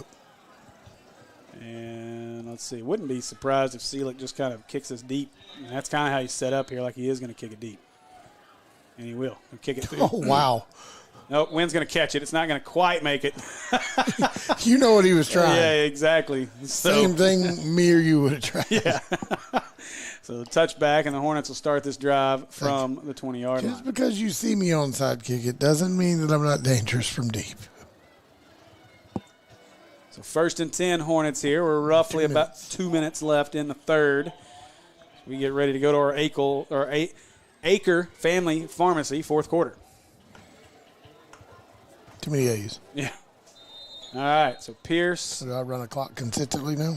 I believe so. I'm hitting this button. We're at 35, so it should be running clock. Pierce hands this one off to Crawford. He goes up the middle, dives over the pile to the 25, and that'll bring up a 2nd and 5 for the Hornets. That's not a penalty. Pick that guy up. Trying to get Struggling Big to Stroud get up off the ground.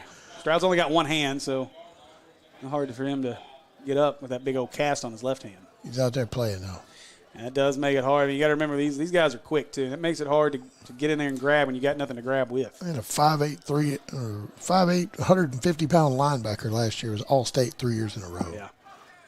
Absolutely incredible player.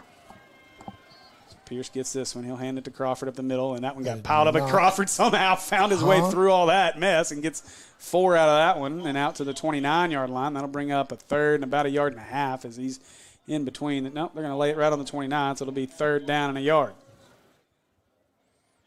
There you go. Now they move to the right spot on the other side. So 3rd down and 1 yard for the Hornets. To your point earlier, give PA's defense credit. They've played really well in this one. They almost do what they want to do on both sides of the ball. Pierce fakes it, throws it to the left. Rod makes the catch, see if he can break a tackle. He wanted to be pulled out of bounds at the 35. That's a 6-yard gain. And McClarty Nissan, 1st down for the Hornets. Pancakes was hunting.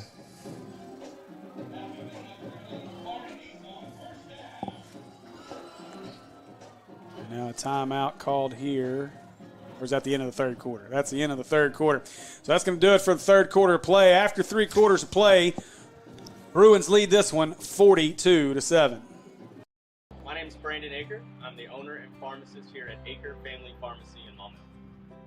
So here in our pharmacy, we like to focus on a hyper-personalized relationship with our patients, and that continues into our service sets. So we offer free delivery, curbside vaccinations, as well as custom compounded medications, including extended hours as well.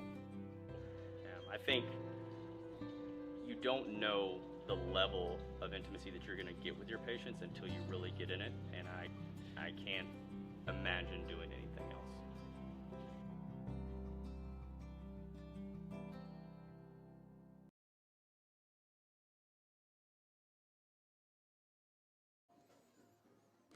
All right, welcome back as we're ready for the fourth quarter play. Hornets 1st and 10 from the 35. Try this clock thing again. Should be running the whole time. They'll hand this one off to Crawford to the left side. Crawford trying to get the corner. No, that's Knight. Sorry, Knight runs into Big Baby and get maybe 4. He got 4 yards out of that. He bounced off, though. Big Baby's hand is the size of Jesse Knight's head. All right, so 2nd down and 7 here.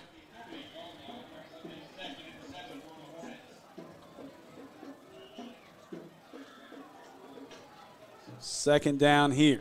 Hornets looking to try to get some points on the board here in the Aker Family Pharmacy fourth quarter. Knight to the left now of Pierce.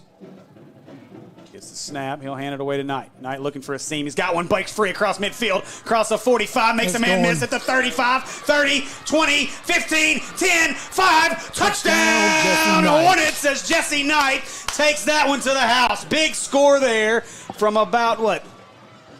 55. 62 yards. 62-yard touchdown run by Jesse Knight. So, next question. Now that it's under 35 points. No, doesn't go back. Don't stop. Doesn't revert back. Never asked that point part before. It does stop. Well, it does stop for the extra points, I believe. It shouldn't. No, it runs the whole time. I don't know. Onside kick. We got to go for it. So Brookhagen on for the extra point. Snaps high. Compton gets it down. Kick is up. And good. And the Hornets tack on the score here. And it's 42-14. Run down here. Now the clock does stop.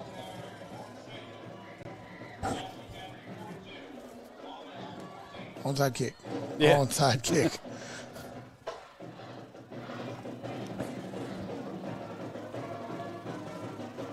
Of Pierce. Gets the snap. He'll hand it away to Knight. Knight looking for a seam. He's got one. Breaks free across midfield. Across the 45. Makes a man miss at the 35, 30, 20, 15, 10, 5. Touchdown!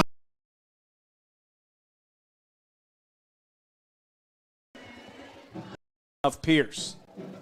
There on the replay, or the Akel Wholesale replays, we got to see Jesse Knight break that one off. Boy, it was a good run. Yeah. Brooks Agency touchdown. Big time Brooks Agency touchdown there by Jesse Knight. So we'll see if they try the onside kick here. And it looks like they're talking about it. They got both kickers, Brookhagen and Kemp. Let's see what they do. And they will pooch this one into no man's land. McKinney goes back. He makes the catch at the 31. Jesse Knight, guess what? Makes the tackle. Powerbomb. Jesse Knight with the tackle, just doing everything on the football field.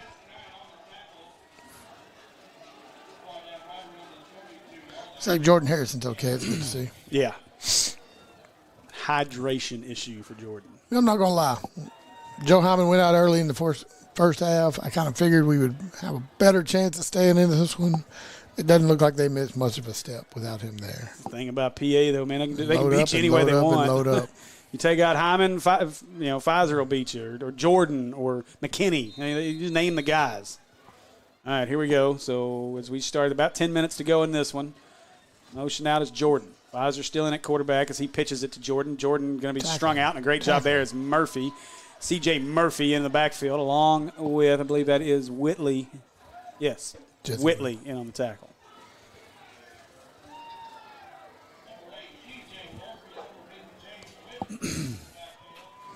Oh, James. All right, so second down and 13. Pfizer gets it. Now pitch this one to McKinney, and the Hornets, that's C.J. Murphy again in the backfield. Backside. Murphy with a big play on that one. Richard Johnson was back there as well. A big one there. Whitley coming back from about the 15-yard line. Out on the field. Who? Third down and 15 here. Now Harrison trying to come off the corner. They'll throw this one underneath as Jordan makes the catch, makes a guy miss, breaks another tackle, and another. Wow. All the way out to the 45-yard line and a Bruin first down. Had him deep. Boy. Let him slip through.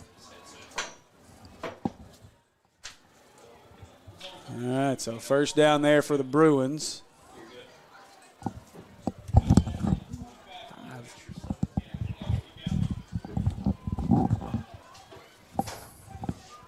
Right in there. Why? I don't know. All right, so first down here for the Bruins as they're now letting the clock run out at the 45-yard line. Here's a snap. Pfizer still throwing. Looking up over the middle to McKinney. Tipped and almost intercepted. The Hornets couldn't come away with it. And that'll bring up a second down.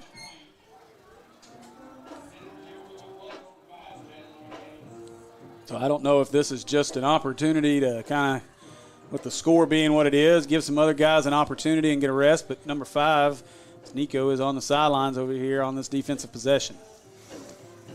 Sitting back talking with baby. So now Pfizer And, what a unique little flip by Pfizer. He flipped it behind his back. That was Patrick nifty. Mahomes, take notes. Right? Holy cow. That was interesting. I want to see it again. I do too. Was it that or did he up over his shoulder? No, I think he went right behind his back.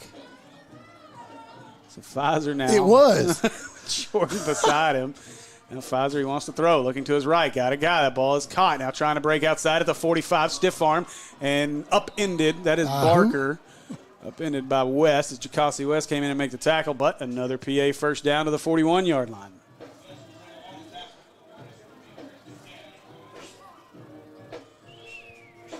Now rotating defensive lineman in here as big Vance, Kyle Vance getting a shot. Harrison out there. Murphy out there. Murphy's had a good game from the defensive end spot tonight.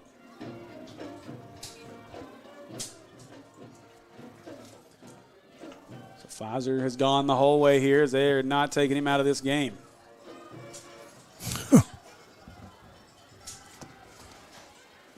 I believe we're somewhere around 5 minutes or so. I've been running it since I came on the field. All right, so Pfizer, he gets the snap. They're going to throw again. Throws this one to the left side. McKinney makes the catch. Now McKinney going to get outside. He'll be pulled down quickly at the 38, 39-yard line. A gain of 2 on that one. Andy, are you surprised they're still throwing the football? Kind of. Then again, it is PA. Now Pfizer does come off the field now. That may have been his last possession or last snap. What do you do, set a record? I don't know. Get out there and set one more stat record. Then I'm going to like take a sideline. Kel Busby in at quarterback for the Bruins. It's the protege? Guess so. He's a bigger guy, that's for sure. And Busby going to throw. He rolls to his left. Busby looking down the field. Hornets coming. Finally coming pressure. And is that ball caught? Let's see. What's the call? No way. No. The ball is not caught. Good throw there as Busby had his guy. Watch him run. Eyes downfield the entire time. Never checked up or nothing. Well, it's easy when it's blocked up that well. I'm just going to run this way. You don't even have to look to see if you're pressured because nobody's getting pressured. I'm running away. So 3rd down here and 7 for the Bruins as Busby into the game. Quarterback for the Bruins. Got to clown with the behind-the-back pitch and come out of the game. And Busby looking left. Throws it over the middle, tipped away, and that's going to bring up a 4th down. He threw that a little hot. Come back mounting right now. Yeah. Oh, man. Tough one for the Hornets tonight. Where's Peyton Manning when you need him? The sheriff is not here. So Kenny Jordan getting some extended time here with the injury to Joe Hyman. Don't know how much he's going to have, though. So 4th and 7. No surprise to them. Busby letting this one run down. We don't know how far, though. And now he'll get the snap. Looking to throw to his right, up over the middle, and through just to nobody. I'm okay with that. Looking for Barker as Barker was running free. Barker was not looking for him. Now the clock, pretty sure the clock does stop on a change of possession. We don't really know. Some weird rules, folks. All right. 5 to play quarterback. I'm going to have to spend this entire week studying the NFHS rule book. Somebody's got to tell me what to do with this clock.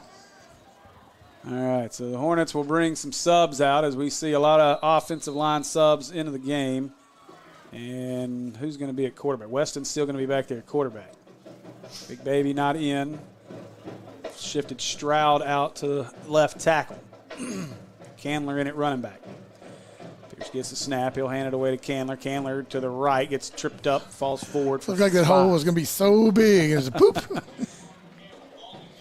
I expect PA's got their second string defense in as well. Yeah, I'm looking down there. I'm not seeing many numbers that I recognize from earlier in the game.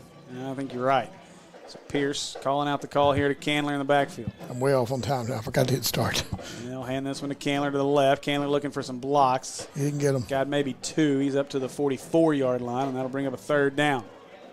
Jesse Knight still playing ball, though. Always. Kid never stops.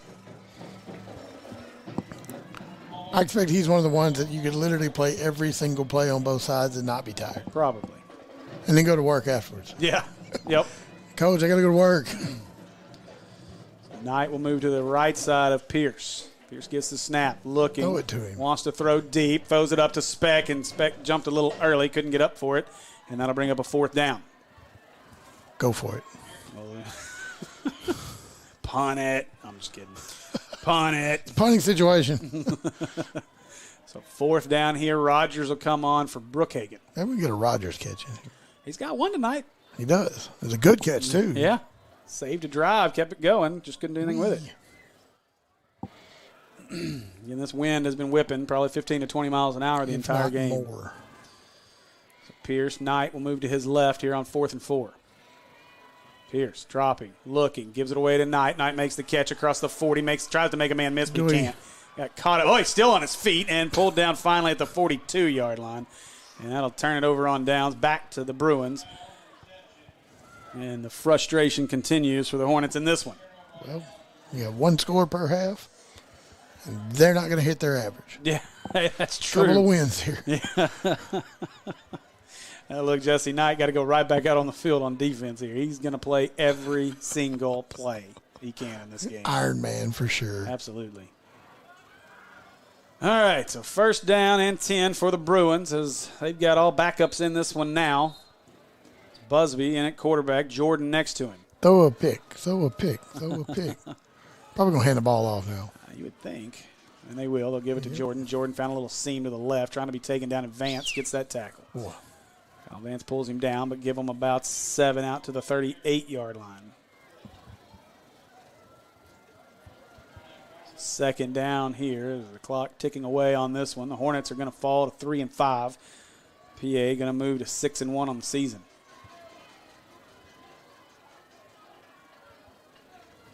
Letting this one run down. Busby, Jordan in the pistol behind him. This is the first one of these we've been a part of. Andy, I don't know that we've been a part of any blowouts in all the times that we've been calling games over the last 2 seasons plus basketball. Negative Ghost Rider. I'll hand this, and that is a new back into the game. That is number 10, Hawkins. Will Hawkins gets the outside, and that'll be a 1st down for the Bruins. The ball just moves so fast. About the only other time I think I felt like this in a game, calling it, especially a Maumelle game, was maybe the 2nd half of that Sylvan Hills matchup last year at their place. We took a little bit of a whipping in that one. Then we took care of them when it mattered in the state tournament. Yes. Survived that Nick Smith 30-pointer and got that victory to head to a state championship. Mr. Free Throw. Busby, he gets the snap, rolls to his right.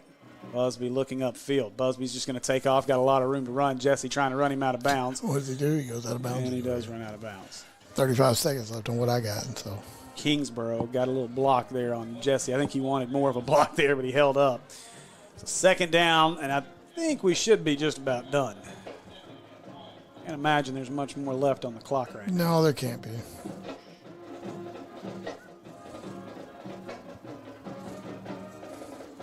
Clock running. And again, nobody on the field really knows other than quarterback because he's being told.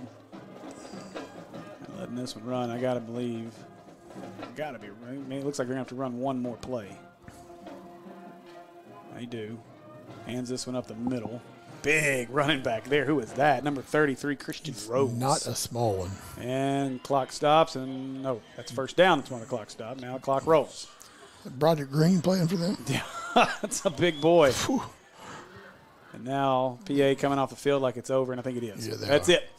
So that'll do it here. Easy ball game. From the Hornets' nest is, I think PA brought their wasp spray with them tonight as they knock down the Hornets in this one. We take the L, fall to 3 and 5. Tough loss for the Hornets, but we got things to look forward to. Still got Whitehall ahead on the horizon. Watson Chapel after that. So as we watch these teams shake hands after a hard-fought game, final here, 42-14.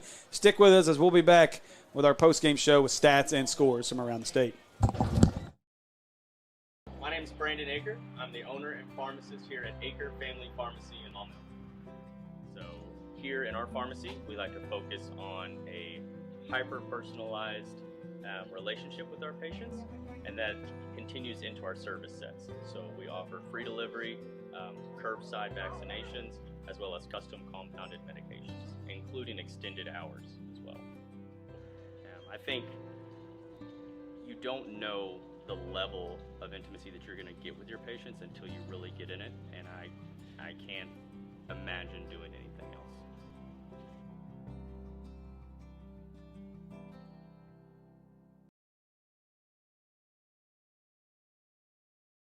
You ready for this? Home field advantage is such a huge deal in football, and I think it's a huge deal in the mortgage world too. That's why, you know, we're a local company. We have in-house processing and underwriting, and that enables me to make sure that my customers have a great experience from kickoff to the closing table. That's just what we want to do, is give them a great experience. With Cornerstone Home Lending, you'll always have the home field advantage. Text DIO to 36260 to get started today. Eccles Carpet One is so much more than a flooring store. Get our waterproof luxury vinyl for only $2.49 a square foot. When we install any hard surface floor, receive a free $100 labor credit for every 200 square feet you buy. When we install your floor, your installation is guaranteed for life. And get free pad and installation on every carpet purchase. Check out our high-quality collection of all-wood cabinets. Get 50% off store-wide and get no interest financing for 36 months. If you don't love your floor, we'll replace it for free. We make it beautiful for less. You could try selling your car on your own, but that could take forever. McClarty Nissan will pay cash for your car today. That's right, we'll give cash right now for your used vehicle, even if it's not a trade. It's fast, it's easy, and we'll give you a lot more money for your trade than any other dealer. Visit one of McClarty Nissan's 3 locations or at McClartyNissan.com right now. And remember, the reason we pay so much for your used vehicle is because we're the #1 Nissan dealer. At American Pie Pizza, we use only the best and freshest ingredients to ensure the product we put on your table is at its peak for your enjoyment. Our pizzas are thin crust and considered by some as the best around. And as a locally owned small business, our goal has always been to provide a great product at a great price and give back to our local communities. This is why we are excited to be the host of Hornets Live every Tuesday night during football season. Come see us at 7 p.m. every Tuesday and get the latest scoop on your Hornets while enjoying the best pizza, salads, wings, and sandwiches in Central Arkansas. And don't forget about our daily lunch specials and trivia nights on Thursdays from 7 to 9 p.m. So come see us at 9709 Maumelle Boulevard. Call in your order at 501-758-8800. Order online at www.ampiepizza.com. So you know how in the fourth quarter of a football game, when the game's on the line, it actually gets kind of stressful, and that's not how a home loan process should be. When you're a week away from closing, which is the fourth quarter, you shouldn't have stress, and that's what at Cornerstone we want to take away. We want that to be a stress-free experience for you. We want it to be that blowout victory. Text DIO to 36260 to get started on the home mortgage process today.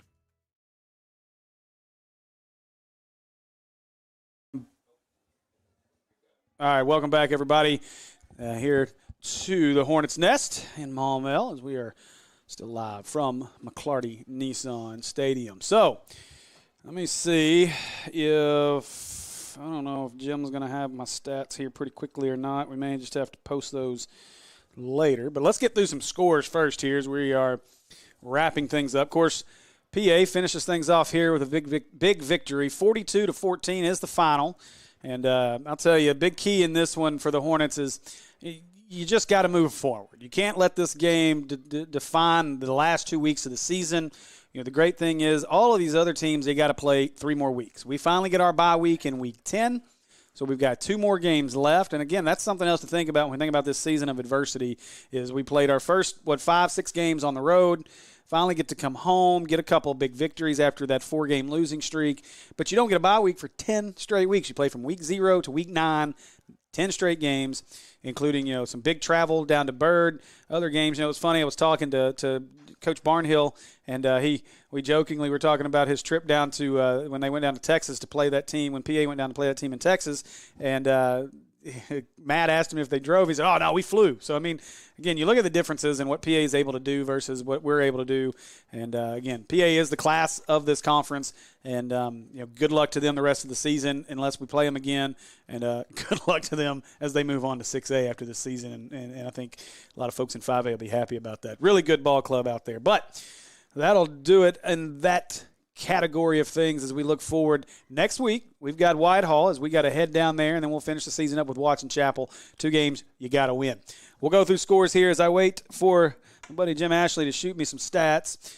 Bryant took care of Little Rock Southwest, keeping Southwest winless as a program, 48-7.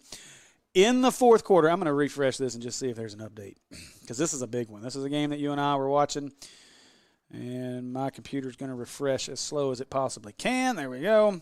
Still in the fourth quarter, Northside leading Conway 21-17. Cabot beats Central 41-7. North Little Rock leads Catholic 21-0. That was a halftime score. I'm sure it's different now. Harbor in the fourth over Bentonville West 49-39. Fayetteville over Bentonville 42-31 in the fourth. Southside leads Heritage 50-14 in the fourth, and Rogers leads Springdale 34-13 in the fourth.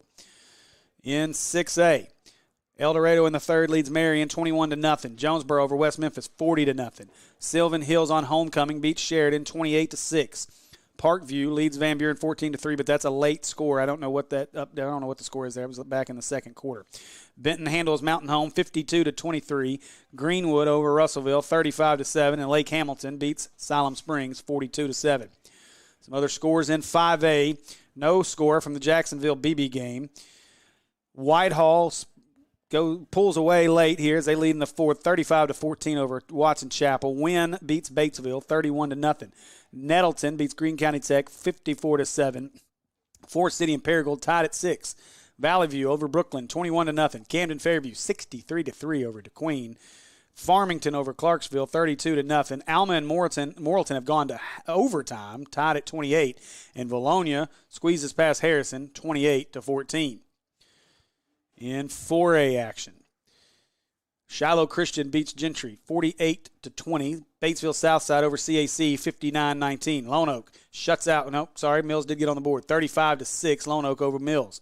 Stuttgart 43-14 over Clinton. Rivercrest 42-28 over Highland. Pocahontas 38-0 over Truman. Dardanelle 45-28 over Fordyce. Lamar 42-6 over Dover. Ozark, no problems with Mena, 47-8, the final in that one. Pottsville over Waldron, 28-12. Fountain Lake over Bauxite, 27-7. Arkadelphia over Haskell Harmony Grove, 42-19. Robinson, they got on the board late, and they continued scoring. They beat Malvern, 35-12. Ashdown over Nashville, 26-21. Crossett, 44-14 over Monticello. Star City, 42-14 over Dumas. And Warren handles DeWitt, 63-7. In 3A, Lavac over Greenland, 32-14. Charleston, 58-22 over Hackett. Mansfield over Lincoln, 28-23. Cedarville over West Fork, 30-14. Newport over Salem, 47-14. Hoxie over Piggott, 36-0. Osceola beats Harrisburg, 53-0. Manila over Palestine Wheatley, 22-0. Boonville over Baptist Prep, 61-21. Paris, 35-6 over Atkins. Perryville beats Mayflower, 58-14. Jessieville over Centerpoint in the fourth, 28-27. Prescott over Genoa Central, 52-13. Glen Rose knocks off the Falk Monster, 48-7. McGee, 42-14 over Risen. In 2A, Dardanelle leads Fordyce in the fourth, 45-28. Mark Tree over England, 20-6. McCrory over Cross County, 46-13. Bigelow blows out Johnson County West Side, 51-18. Hector over Mountainburg, 20-8. Quitman, 41-0 over Magazine. Magnet Cove, 16-13 over Gurdon. Mount Ida, 20-14 over Poen. Desark, 38-16 over Carlisle. Hazen, 22-20 over Clarendon. Lafayette County scores 64 to beat Mineral Springs, 64-8. Murfreesboro, 14-6. And that wraps up our Fearless Friday scoreboard. Do have stats from our buddy Jim Ashley, so let's jump over here and we'll get you some final stats and finish things up. Total yardage for the Hornets in this one. The Hornets end up gaining, where's it at? Total yards, there we go. 275 total yards for Maumelle. 604 yards of offense for the Bruins. Bruins in this game with 404 yards in the air, 200 on the ground. On the other side, the Hornets do a good job. They do rush for 200, but only pass for 75 in this one. And the Hornets outgained 604 to 275 in this ballgame. For the Hornets rushing leader, Jesse Knight, 13 carries, 128 yards, a long of 62. He averages 9.8, almost got his double-digit average. Jordan Candler, 8 carries, 37 yards. Crawford, 8 carries for 30 yards. Weston Pierce ends the game 8 out of 20 for 71 yards and 2 interceptions. Not his greatest game. Roderick Watts, just 3 catches for 28. Dez, 1 for 19. Rogers, 1 for 12. Hunter Speck, 1 for 12. Crawford, 1 for 6. Candler, 1 for 5. And Knight had 3 catches for negative 7 yards. On the other side, for the Bruins, Jordan ends the game with 10 carries, 99 yards, and a touchdown. McKinney, 3 carries, 65 yards. Hyman, 2 carries and 15 yards before going out with injury. Busby, 1 for 9. Hawkins, 1 for 5. Rose, 1 for 4. And Pfizer, 4 for 3. Pfizer ends this game 24 out of 42, 404 yards, 4 touchdowns, and an interception. Not a bad day for Charlie Pfizer. McKinney was the leading receiver, 9 catches, 158 yards, and a touchdown. Charette, 4 catches, 86 yards, 2 touchdowns. Jordan, 7 for 82, and Charlie Barker, 4 catches, 78 yards, and a touchdown. So that wraps up our stats from this one. I want to say that prayers out to Joe Hyman. Let's hope that he is okay. You never want to see a guy like that with a future like that get hurt, and it can change the landscape. Although, as we saw tonight, PA can win however they want to win. If they want to give it to Jordan and let him run the ball, he can win it. If they want to go give it to, they want to throw it to McKinney, he can do it. So a lot of options out there for this PA team if Joe Hyman is unable to continue this season. Let's hope that's not the case for Joe Hyman's sake as well as the Bruins.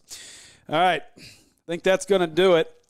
I want to say thanks to a couple of our other sponsors, our Good Hands Catch of the Game, which we're going to have to go back and see if we can find one, but Brooke Brolo Insurance Agency, your Maumelle Hornet Allstate Insurance Agent. Call 501-945-0899 to get a quote today. The Brooks Insurance Agency of Maumelle, they got to bring us 2 touchdowns tonight. Your one-stop shop for all your insurance needs in Maumelle. Call 501-734-8186 to get a quote today. Our other sponsors, the official sponsor of the Hornets, Cornerstone Home Lending. Next Tuesday, join us for American Pie Pizza, 9709 Maumelle Boulevard for Hornets Live. Our PI Roofing Penalties and ACO's Wholesale sponsoring our halftime and replays, and Acre Family Pharmacy sponsoring our fourth quarter. Well, that's going to do it for us from Maumelle. Join us next week as we travel to Whitehall for a big matchup with the Whitehall Bulldogs. That'll do it for Natural State Sports. For Steve, for Will, Kristen, and Matt, that'll do it. See you next week. Go Hornets.